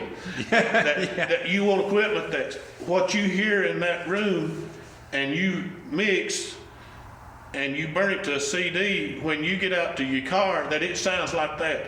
Yeah. And through the years, I noticed that commercial recordings and stuff, it didn't matter if I listened to them on in the car, or a little set of wedge speakers sitting in the back window of the car, or an AM radio, it always sounded good. Now when you listen on your phone to YouTube, and I'll tell everybody, if you listen to my stuff on Facebook or YouTube, if you really want to hear what it sounds like, get some headphones of some kind put on. You will not hear any bass. Yeah, those tiny little speakers don't do it the best. You won't hear any bass through that. So, but being able to, you know, get a little closer, and that's the problem I have, is I've not learned when to say enough's enough. Because I sit and mix, and then I get it almost mixed, and then this one note maybe I hit on a guitar or something just keeps bugging me. So I'm glad you say that, because I've kind of got a recurring theme about talking about people's workflows, and it sort of happened by accident in December when I was sitting around talking with a group of my buddies where we did our 1 year anniversary, episode, and we came on the topic of demons in your workflow. You know, the things that piss you off about what you're doing, or things you haven't changed, things that cause friction when you're doing what you're doing. Yeah. So, and you just, I didn't even have to ask, you just started telling me about that. And I find those things to be really, really, it really tells you a lot about how analytical someone is about what they do. Because if they don't have any of those, then they're not paying attention to what they're doing, or they've got it figured out. Yeah. And that's generally not the case. So, well, I'm glad we found that point. It goes back to the old ways and stuff probably have stuck around for years for a reason. And you know, the old saying that I've heard all my life, and you have too, is that we're our own worst critics. Oh yeah. But trust me, I hear that when I hear my recorded voice as well. I'm sure you do. And you know, and that's another thing about playing an instrument. And I had to learn this, is when I've got a fiddle stuck under my chin, that's a sound that nobody else is ever going to hear except me. Yeah, because it's in your, it's on you. It's right. Literally it's on right you. there in my face. Yeah. What they're hearing standing across the room is going to be different. Mm-hmm. So when I record, and I thought, well, boy, you know, I've heard this guy playing this fiddle, and I thought, man, that fiddle, if I had that fiddle right there, I could really make some music. And maybe later on the day or something, I said, you know, would you care if I played your fiddle? No, there you go. Right, and I was like, gee, you know, what a dog this is. It wasn't the golden fiddle, was it? No, and fiddle players are funny. I would never guess. I know guitar players. I know guitar players and banjo players and mandolin players and everything. Oh, buddy, I've got the best guitar. I've got the best guitar. There ain't nothing come up with it nowhere in this country. But I don't know of any fiddle player that's totally satisfied with his fiddle if he can really play. Right. Now, some of them can't play. It don't make any difference. But if they can play, it's like, God, doggone fiddle, it's acting up today. And but a good fiddle player can make any fiddle that's decent and set up right and everything. They can make them sound pretty good if they can play. Right. And I've sat down and took 4 or 5 fiddles and recorded the same song, same melody of the song or something 5 times with different fiddles to see, you know, which one's best. If I didn't know, You wouldn't have been able to pick. I wouldn't been able to pick which one was which. And then you record stuff and they'll have a note in it. I've got stuff recorded right now that when that song's playing, I know exactly where that little place is at, and I just have to grit my teeth. And then if somebody's in the car with me, we're going down the road, and They just see you tighten up. well, yeah, and I'm thinking, are they going to notice this or not? Usually they don't. Never do. It's all about the singing. People focus on the singing. Yeah. You know, they don't focus on the music. And a lot of people don't realize the singers that they really, really like to hear sing, if they didn't have the music behind them, they probably wouldn't enjoy them too much. Right. But they don't give those musicians a lot of credit. Say, oh, that so-and-so, boy, he's good. Yeah, well, okay. But, yeah, that's it. So I've got the headphones and I can kind of do that. And that's workflow. You mentioned workflow, so yeah, that's a term that studio people know is workflow, and everybody's always looking for a way to Make it easier, make it shorten shorter. their work Yeah. or streamline their workflow. And I found a few ways, and I've got some templates set up that if I get ready to do a bluegrass song, I've got a template, and if I do a country song, it's a different template. Right. And everything's already set up there. I know pretty well what it's gonna. If it's a bluegrass song, it's gonna probably be 5 instruments and maybe a couple of extra fiddles sometimes, and maybe 3 vocals. That's about what it's gonna take for a bluegrass song. Well, I like asking that question because nobody has the same answer. No 2 people, even if they do the same thing, have the same answer for that. And I enjoy seeing the variety of it. And I think it's a really important question when you talk to people that are passionate about the thing that they do. And that's really the reason I ask it. I mean, there's 1,000 ways we could nerd out and be really techie about that question. But I really like to find where people put the finesse on it and really like fine tune the things that they do in their workflow. And the counter question to that is, how cathartic is your creative experience? Like, how good does it feel, or does it benefit you, like mentally or physically in some way, that you got this out there somehow? And I feel like those 2 answers come really close together with either one of those questions. They do. You're right on the money with that. And I do it because it's just something I do. I mean, I did know who played in the Super Bowl because somebody mentioned it the other day. But you didn't follow it. Prior to the Super Bowl, I didn't know who was playing. It's not important to me. Right. I don't know the name of any players on the Tennessee Vols football team. I don't know. I mean, I'm happy for them, and I hope they do real well. But that level of information, yeah, it's not my thing.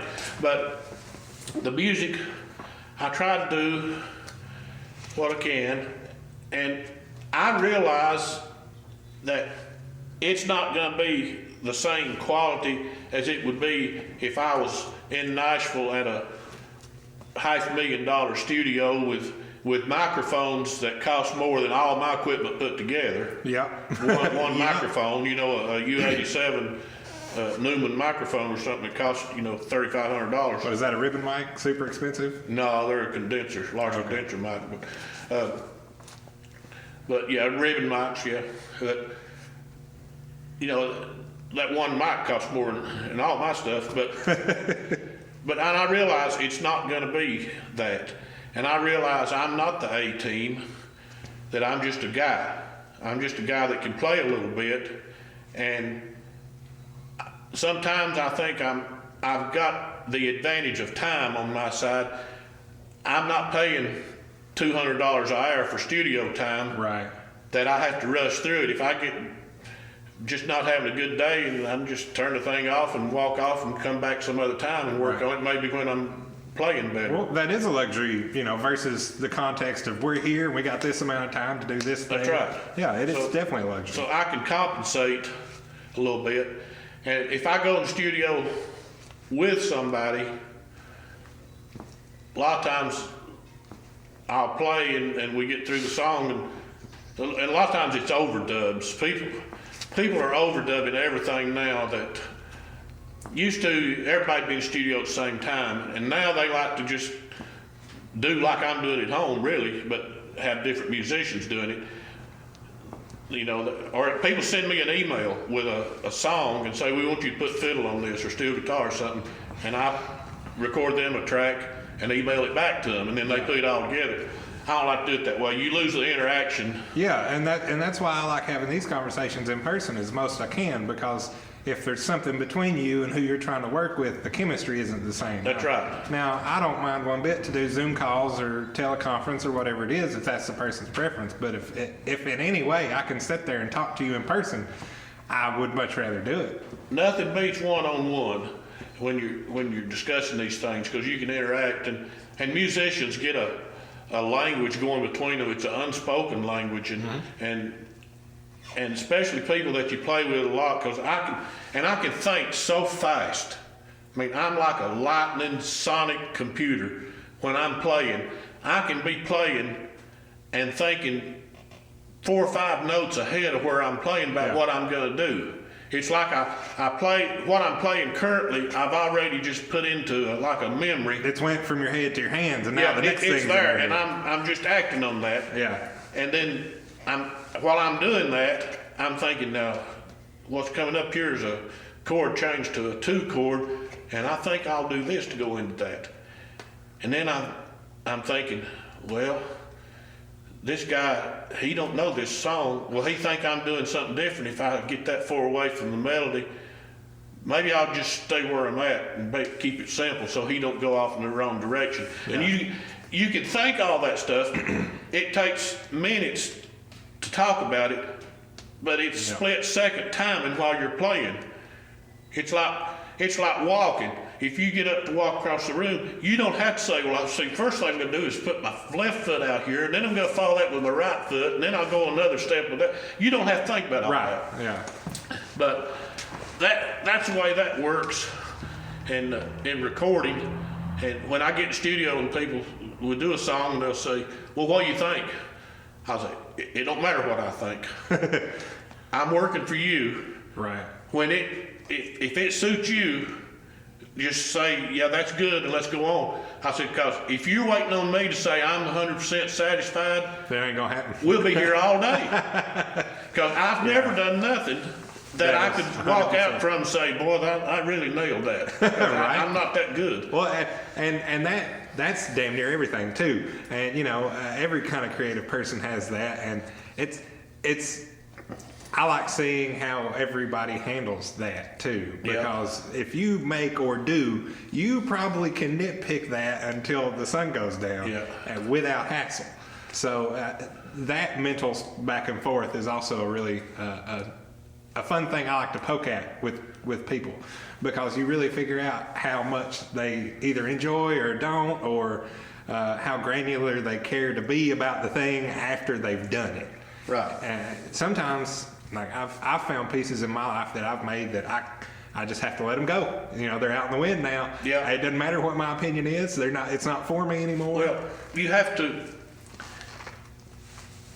do some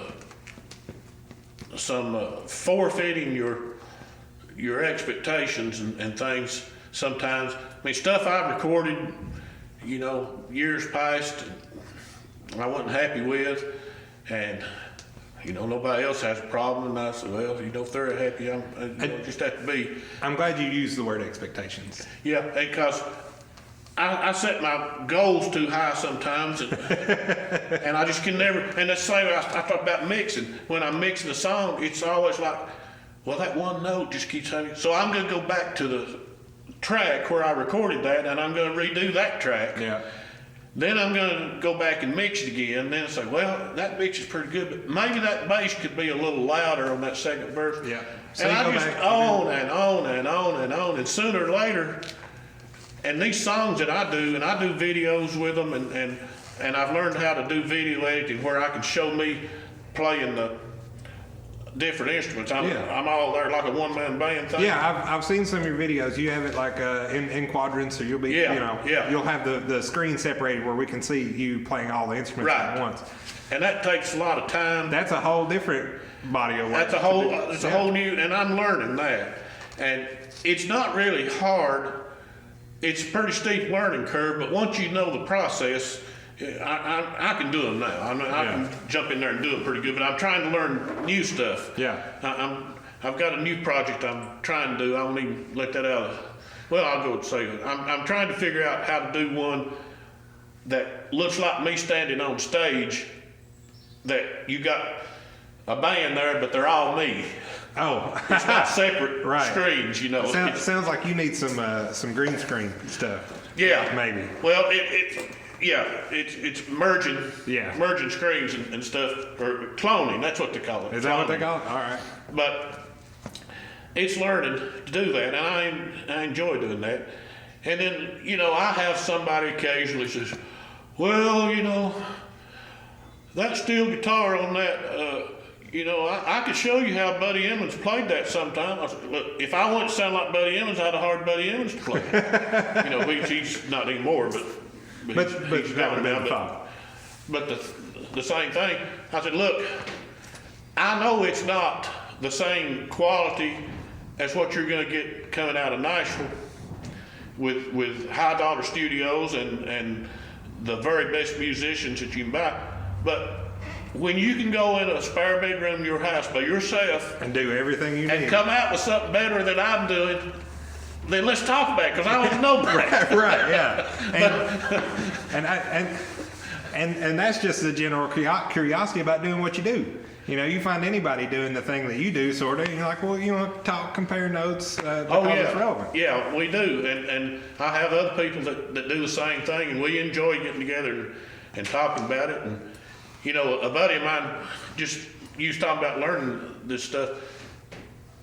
Here, a few years ago, we was talking about mix and stuff, and he said, I'll tell you a good secret. He said, I learned a long time ago. I said, what's that? He said, when you got your song going, you get everything working good, he said, take that master fader, which that's one that controls everything. Yeah. He said, if you think you got it pretty good, said, start pulling that down. Pulling it down, down, down, down. You want it to where the last thing you hear is the vocal. And if it's the last thing you hear, you know the vocal's out in front and people can hear that, and it's not getting covered up by any of the other music. So that's a pretty simple thing. I've never thought of that. So I tried to do that. But I like to hear the singing, and you know, of course, I go back to the old 8-track tape days, and you're too young to remember. I am. I am too young to remember that. Let me explain something about 8-track tapes to you. Let's hear it. 8-track tapes were a continuous loop. Yeah. They played all the way through, and then they started at the beginning again. That's why you could put one in and it'd just play the 30-minute tape over and over. But that tape was two tracks, I guess, on there. Yeah. and then a left and right. So two stereo tracks, Yeah. a left and right and a left and right. Okay, you had a head, the recording head, playback head, magnetic tape running across there playing that. Yep. And you had to adjust that head. Some of them had an adjustment on the front of the tape player itself that you could adjust that. Because what happened, when you put your tape in a different player, if it wasn't adjusted right, you'd hear two songs playing at the same time. I never knew that. So that's total news to me. Yeah, you'd hear the main song, then in the background you'd hear another song playing. And you had to adjust the head it. wasn't the right place on, Right, on the head tape. was on a vertical Okay. plane. It was out of adjustment. And yeah, so I lived through that. What a tragedy. And used to, you would see 8 tracks or cassettes even out on the highway going up down the interstate. You'd see this big long strung out thing, and it'd be somebody's cassette or 8-track tape that they got rid of and threw it out the window. And it Just was got mad at it and threw it out the window. Yeah, and it just tape strung everywhere. Well, Rick, there's about 2 questions that we haven't covered, and I've been really happy I haven't had to blatantly ask you the questions I would normally ask a lot of other people because we've been able to weave them into conversation here. But what's it like? I normally ask people, what's it like being a creative person where they're at? So what's it like being a creative person in Hancock County? Well, Hancock County's home, and we've got a lot of creative people around here, and I'm creative more musically, I guess, and then I've got my other hobbies. I mean, we're sitting here in my garage, and you can see all my little toys around here and all the antique radios that I'm restoring, and I'm trying to learn how to do that. Yeah, this looks like a fun place to be for a person like myself. It's a fun tinker place, but we've got a lot of creative people that creative in a lot of ways. I was glad to get back to Hancock County because it's home, and you know it means something to know people and be able to go to town and know you're going to recognize somebody and be able to talk to a friend. Yeah. And you don't have that in the I mean, bigger towns. you know, I live in Knoxville, and sometimes there are days where I don't see anybody I know, and I'm pretty okay with it. Yeah. Just to contrast your statement, you know. There's, Yeah, and you know you're I gonna lived see in somebody. Knoxville for about 20 years, and you know, my immediate neighbors, you know, next door neighbors I knew, but people on down the street, I didn't know who they were. Right. Yeah. I know 2 people on my street, my immediate neighbor and one across and to the right, and that's it. Yeah. Yeah, that's it. But to be creative here,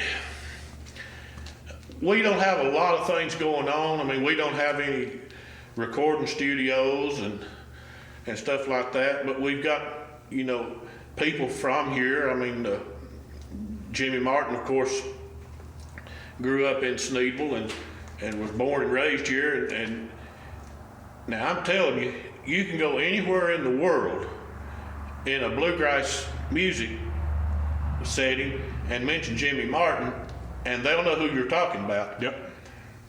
And when I was out on the road with bands and people found out I was from Sneedville, they would come around and want to talk about Jimmy because Jimmy never made it a secret that Sneedville was his hometown. True that. He did not. And now we've got Morgan Wallen, and Morgan's, you know, making a name for himself. Yep. And doing real well, I understand, and it's in a newer wave of country music that I don't really understand myself, but he's doing real well, and he's doing what, you know, if I was going to play music for a living, the stuff I do wouldn't be on the plate. Right. Because I know it's not popular. I'm in a niche music. Yeah, you're not going to find traditional bluegrass on the radio unless it's a specific show for that. No, you're not, and you know, or traditional country, you know, you just don't hear it anymore. So if you're gonna do it to make a living, do what makes the money and do what's Right. popular now. Right. That's what I'd advise anybody to do. But I'm fortunate enough that I don't have to do that. I can do what I want to, and I do have people that are in the same category that we bounce ideas off one another and things like that are into kind of music and can appreciate what I'm doing, I think. But yeah, to be here is a good place as any. I mean, it's, Right. you know, you can just do what you want to do, and you got friends, and you go to town, you see people you know, and people are good people here. There's a lot of good people here, and I was glad to get back. My wife loves it here, and she's got her honeybees that she raises her honeybees, and she raises all kinds of plants and herbs and spices and things like that, and I help her with that as much as I can.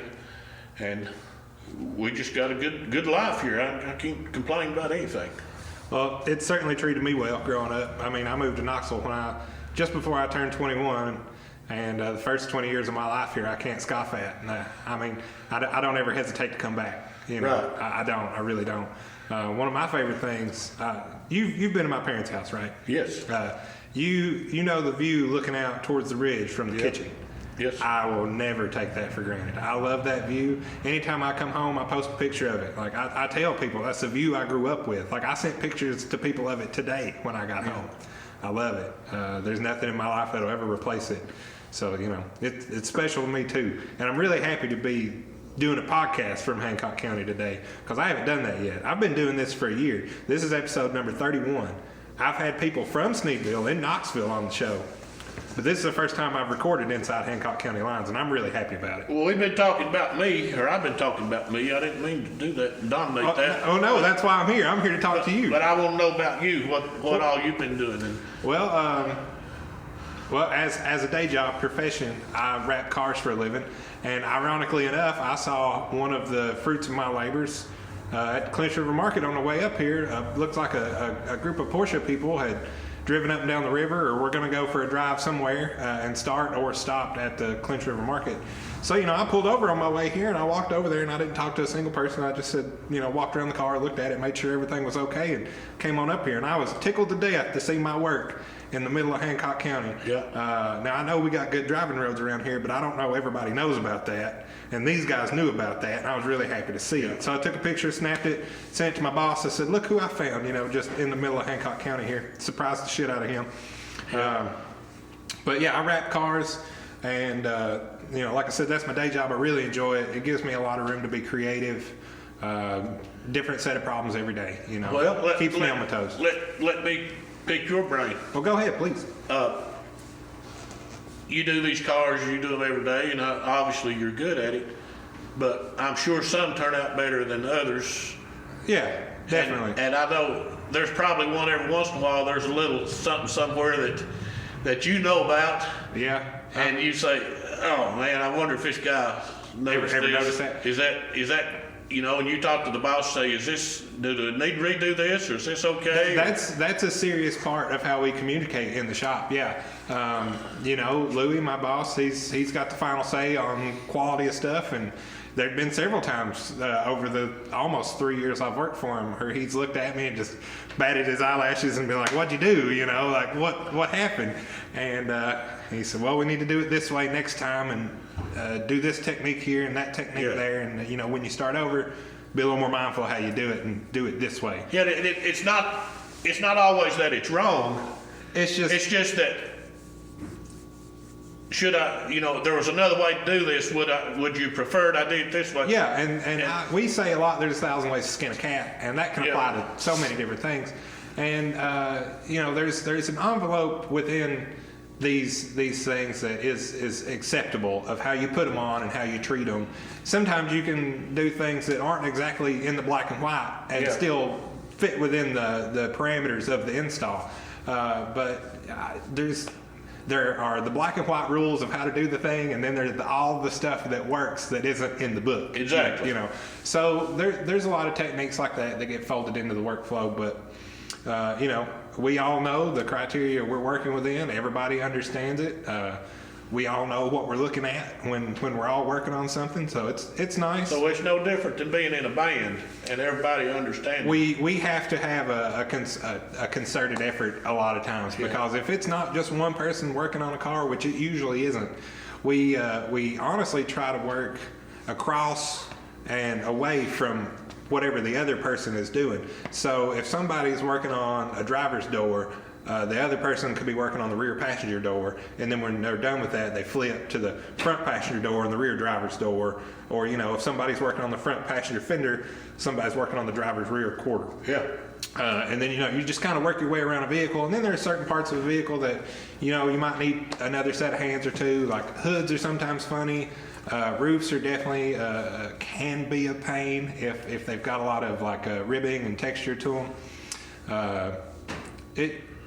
There are ways to create a good workflow around a vehicle that involve 2 or 3 sets of hands that can be harmonious. Yeah, sometimes it takes 2 or 3 people to do one thing, and that's totally normal too. Like taking a piece of vinyl that's 30 inches wide by 140 inches long, and you wrap it from one side of the bumper and you heat it up and stretch it around to the other side of the bumper. Like 2 people can't do that. It's 2 people can't do it. It's insanely difficult sometimes, depending on the vehicle.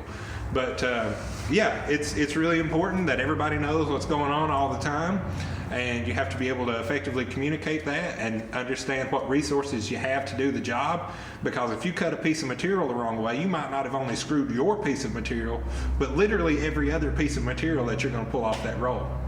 Like, yeah, because it all has to match. And there's patterns and all that. Yeah. It's if we're not talking about directional colors, like a lot of metallics and color shift things are directional colors, the way the light has to bounce off the material.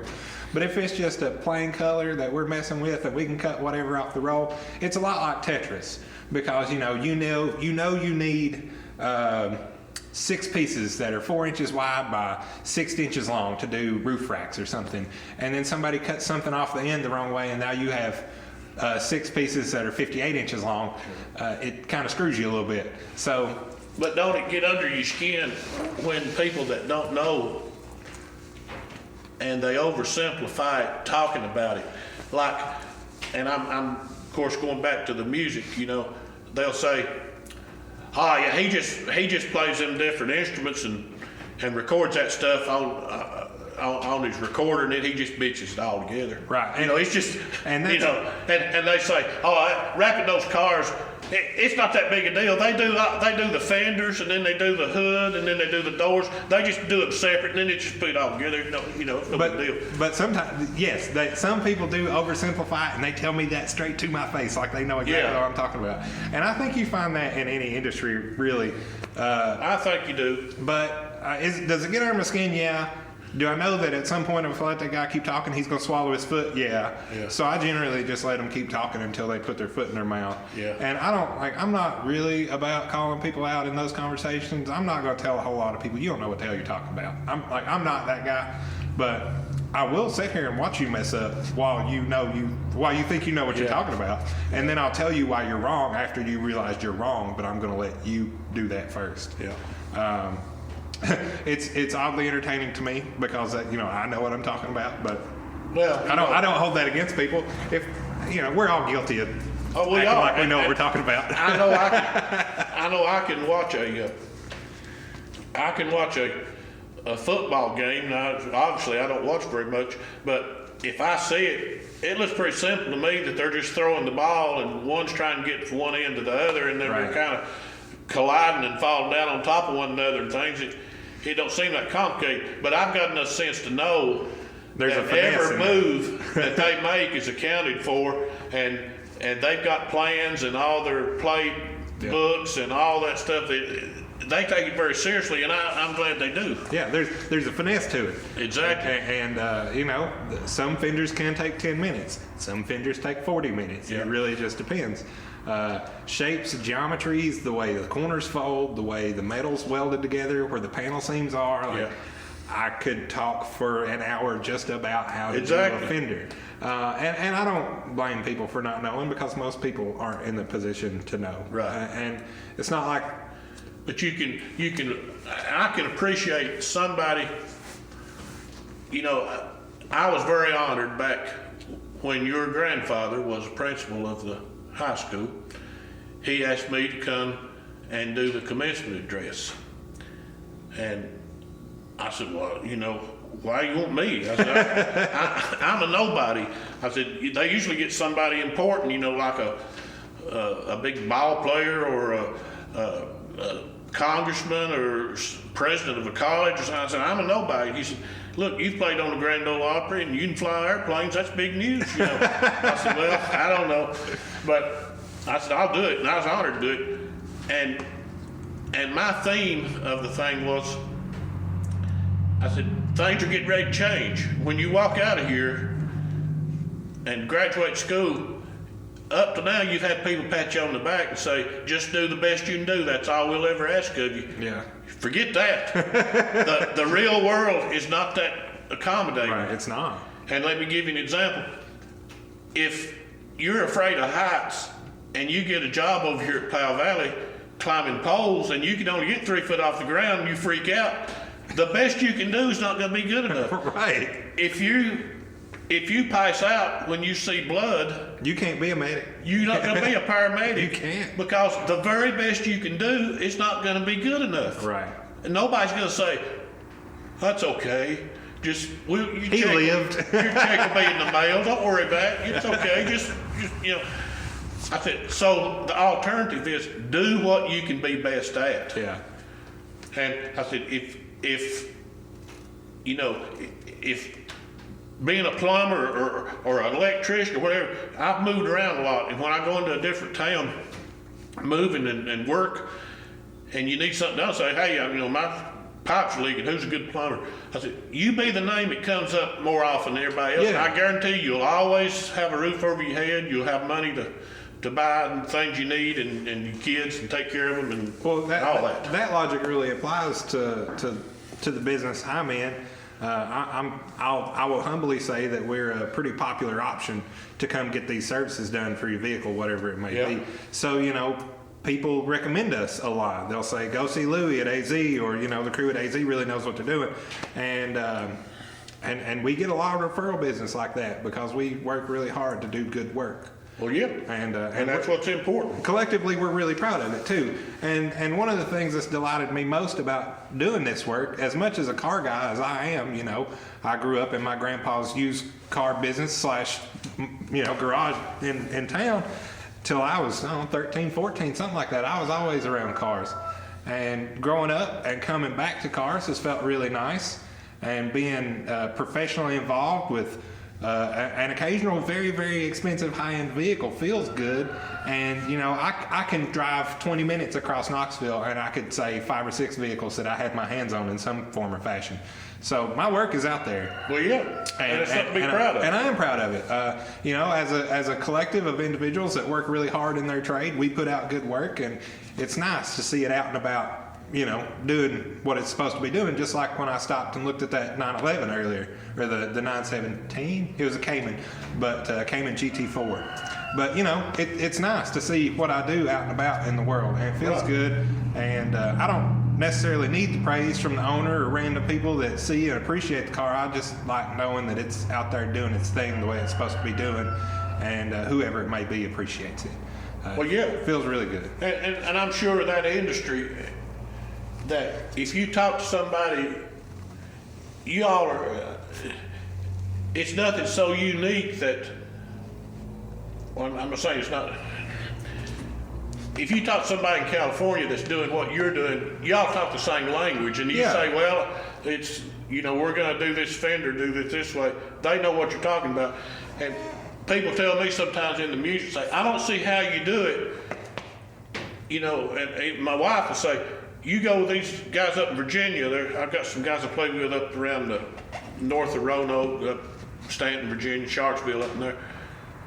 They can call, I'll go up there and do a show, and we should go up and do it. Yeah, they just got to tell you to show up. Yeah, because you know the language. We just go do it. And she said, I don't see, y'all don't play together, you don't practice and everything. I said, no, we don't have to, because if they say, we're going to do Bill Monroe's song, When the Golden Leaves Begin to Fall, we're going to do it the old way. Okay, we all know that was the way that Jimmy Martin did it in, I think, 1957 with Bill. And we all know what that arrangement is. Yeah. And we don't have to rehearse it because we all know. Yeah. And it's the same thing as, theoretically, a surgeon. They've got all these procedures down. So if if you're down there at UT and you're having your appendix removed or something, and the surgeon just happens to drop dead right in the middle of it, Somebody else. the next guy could step up there and say, "Oh, okay," and he knows exactly what's going on, and he's able to pick up and finish the job with a few things maybe he does different, but theoretically, everybody's on the same page. Yeah. And when what you're doing, and you all got real good at it, and I'm sure people come to you that are getting in the business and say, "Hey, you know, we're doing okay, but we're really having trouble with this. If y'all got any secrets or anything, you can help us with this." That happens occasionally. It And you does. probably say, "Well, you know, you don't come to work here, we'll teach you." Yeah, that's kind of the case sometimes. And, you know, it's not uncommon for those questions to just bounce around town, but, you know, Knoxville's not too big to where everybody knows everybody, but at the same time, we all kind of keep to our own and do our business. Exactly. It's not big enough to where nobody knows everybody and we're all in the same industry. Like, no, we know everybody that does vinyl around town. We know everybody that Yeah. details cars around town. Right. So we know the who's and the what's going on around town. Yeah. And it just is, because it's, you know. It gets deep. I mean, and not talking about my music, away from music. I talk about in my career and my work. It was chemistry and environmental things and biology and minerals and metallurgy and all that kind of stuff. High tech stuff that I had to study a lot. I mean, Yeah. I had to learn, and I had customers that if they called and they had a problem, it was like, "Well, okay," you know. And I knew, you know. But then I had other customers that really knew their stuff. If they called and they had a problem that they couldn't solve, I knew I had to roll my sleeves up, because it wasn't going to be easy. Right, because if they're asking you, they've probably done all that they can do. They've done all the common things. Yeah. I mean, it was more than going and finding out somebody forgot to open a valve or Right. something like that. Right.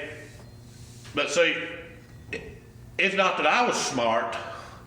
What I had the advantage of over them was I was at 20 different places every week, and after doing that for 15 or 20 years, there was not a lot out there that I hadn't seen. Right, yeah. So if they called, "Well, I've got this problem," I said, "Well, I think I know what it is, but That I'll sounds be sort right of there." similar to the thing I experienced up here in West Virginia that one time, blah, blah, blah. I think this is how that went, and this is how we fixed it. Yeah. Yeah, so that experience is great to draw from no matter what industry you're in, because if you're around all of it all the time, there's not going to be a whole lot of scenarios that catch That's you right. on your heels. You know, to start with, you know, and of course I was smart enough that I had customers that were very smart and experienced people. When I was starting out, I didn't know anything. So if I had a problem at one customer, I'd go to my customer that knew everything. I'd say, "Hey, I've got trouble over here. What do you reckon it could be?" And I'd pull off their brain, you know, and pick their brain to find out what to do. And then after, like say, 15, 20 years, You didn't have to do that anymore. I didn't really, you know, at 2 o'clock in the morning when somebody called and their plant's about to shut down, I had to get up and go respond. Right. But I was not sweating bullets thinking, you know, was this something I can fix, or, you know, Right. because I knew probably from their symptoms what it was going to turn out to be. And, Right. and You've seen enough at that point. sometimes I was right, sometimes I was wrong, but if I was wrong, then plan B usually worked, because I've seen about everything happen at that point in time. Well, I'm lucky enough to have the two people that have more experience than me in the shop are my boss and my supervisor, and they're both extremely knowledgeable about what they do, and they don't have a whole lot of issues like clicking into that teacher mindset for a minute to help somebody with something. Now, I'm 3 years into this profession almost. I know what I'm doing, but I don't know all of what is to be done. You know, there's still things I walk into and learn every day. I have this thing about being a constant student that I say I want to be the dumbest man in the room today, because the dumbest man in the room has the most to learn. Yep. And I don't. That's not a flippant like idea I have. Like, I'm very serious about learning as much as I possibly can when I walk into a room. either knowing literally or being metaphorically the dumbest man in the room. Yeah. I treat that serious, and I fully intend to learn whatever's laid out in front of me that I haven't yet learned. And that's done nothing but serve me well as a professional, as an artist for my own right. I haven't found a scenario in my life so far that hasn't done me some form of good. Well, sure. And you won't, and you know, when people come to you to show that confidence that you know, between all of us here, we've got people with a lot of experience, people with not much, we're going to take care of this. Yeah. You know, and I always, people that work for me, when somebody'd have a problem, they would want to go out and start running a whole big series of tests and try to impress them with this, when the problem is something pretty simple, you Right. know. I said, why don't you just fix the problem? I said, think about this. Everybody is concerned about their health. If you're not feeling too good and you go to the doctor says, I guess you got it, man. We had people in here all morning with this. You know, we'll get you a prescription here, it clears up in a couple days. You feel better already. Because you know there's a solution. Because you know that it's nothing rare and odd. Yeah.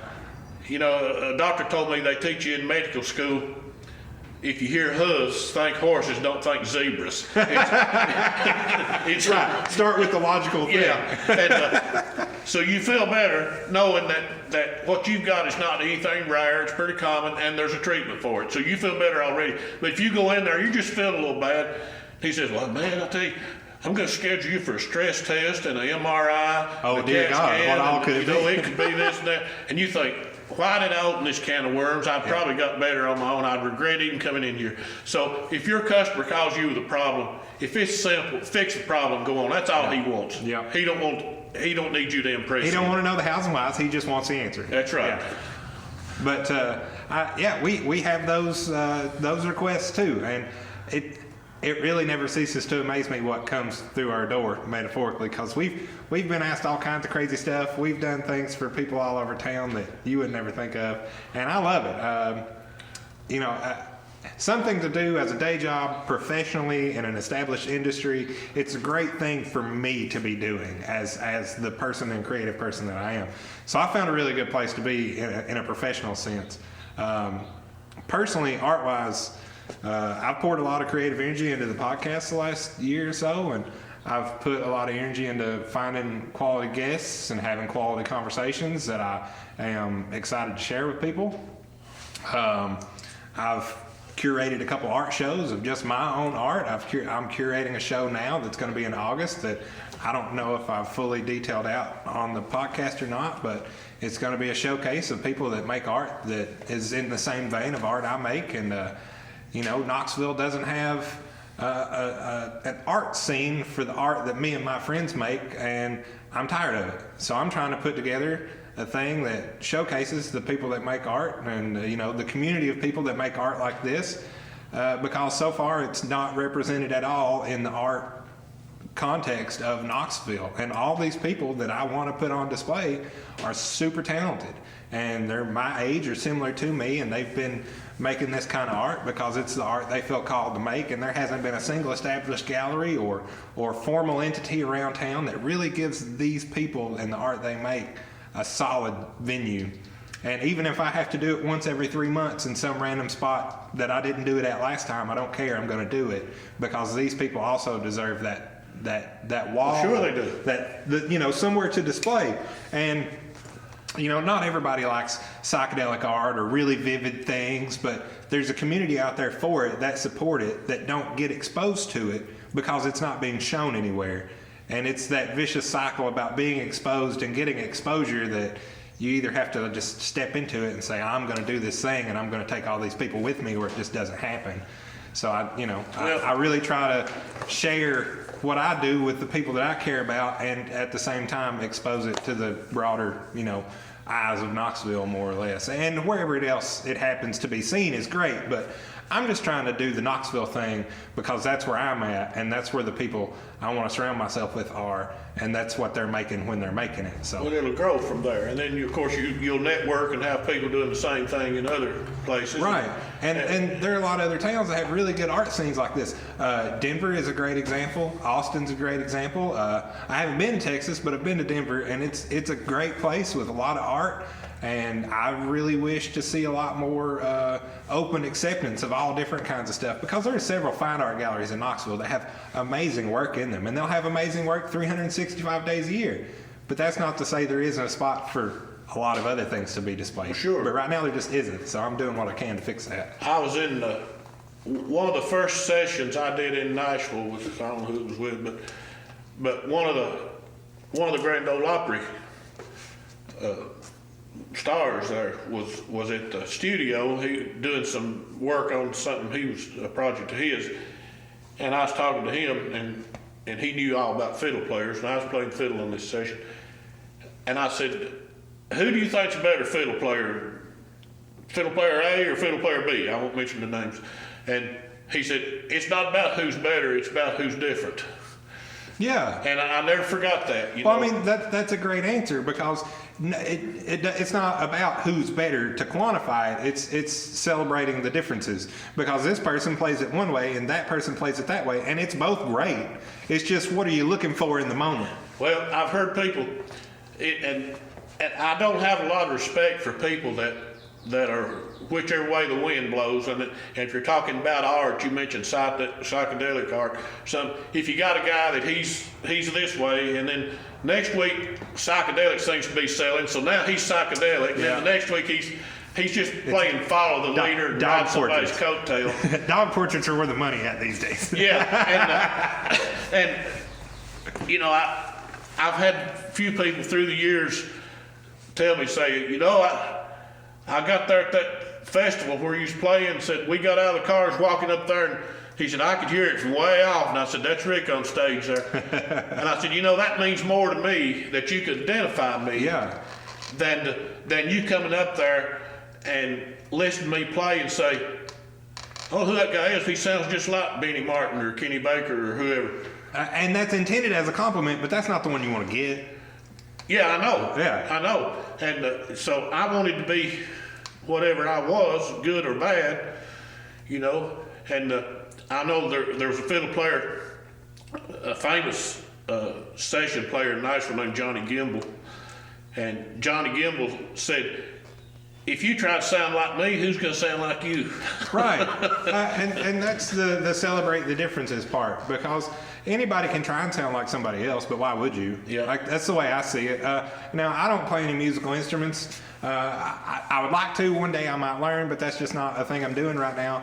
But I don't try to make art that looks like other people's art. I just try to make the best art that I can make.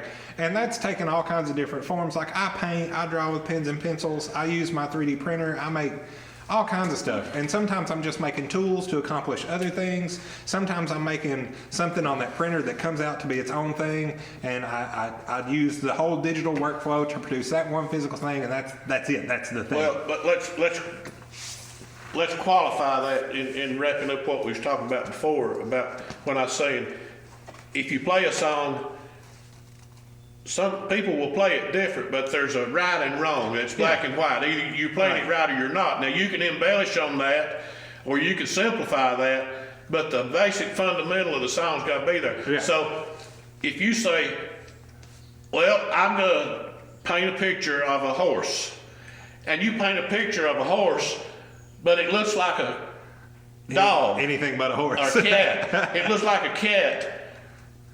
That don't give you the right to say, well, I just got my own way of doing things. Right. No, you tried to paint a horse. This is obviously a dog. That's just the way I interpret it. No, you know. Right. It's like people say, well, you know, a lot of times they say the way I interpret things, you know, especially when they talk religious things, they say, well, people interpret things different. Okay. If you go outside and you come back in, you say, boy, it's really hot outside. And I say, well, I went out there a while ago. I didn't think it's that hot, really. Mm-hmm. Okay, that's our opinion of the temperature. Right. Now, if you go out and you say, you know, I just come back from town and look at the bank, it's 98 degrees today. Yeah. And I say, well, I was just down there a few minutes ago and it was 60.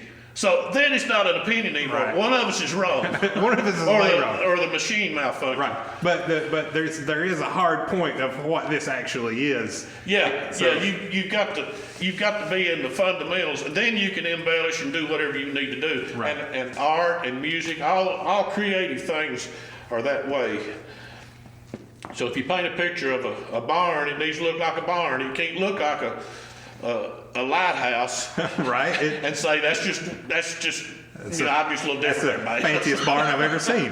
Look at that light on top. Yeah. But Rick, we've been here talking for 2 hours and 12 minutes now. No. Yes, that's what the timer says. Now that's a little longer than I intended to, but I thank you so very much, and I appreciate your time. I didn't do the thing at the top of the show, so I'm going to do it at the bottom. My name is Thomas Zachary. This is the newest episode of the KAAMP, that is the Knoxville Area Artist Networking Platform. And I've been privileged enough to sit here and talk with the one Rick Campbell about his creative life playing music and whatever else he cared to do. Rick, thank you very much. If you would plug your socials one more time, I'll go ahead and free us up. Thank you for having me. I appreciate it so much. I'm very honored. I've learned a lot through the years with music, and I could be a lot better, but I'm just an amateur musician that's been lucky and got to play with some very good musicians through the years by being in the right place at the right time. And I'm 62 years old, and I'm learning as we go, and I've got a lot more to learn, but I'm enjoying it. I appreciate you having me. If you want to see any of my music, Rick Campbell Music on YouTube, and if you enjoy it, say okay, I like it. That's all the reward I want out of it. Well, there we go. Rick, thank you very much. You're very welcome. Thanks for hosting me in your home, in your garage, to Yes, record sir. this episode. It's nice to actually finally meet you. For some reason, I don't think I have up until now. No, But I don't. Maybe you and my dad just got into we it too. grew up together. Yeah, we grew up together. But yeah, thank you for taking the time, and I really, really appreciate it. This, Yeah, there was nothing I wouldn't do for your dad, and nothing he wouldn't do for me. We went through our whole childhood not doing anything for one another. Well, I'm glad to see that y'all are still lifelong friends. It makes me very happy that both of y'all have that. Yeah, he's a good guy. That's the opinion I keep about it. Yeah. All right. Rick, thank you very much.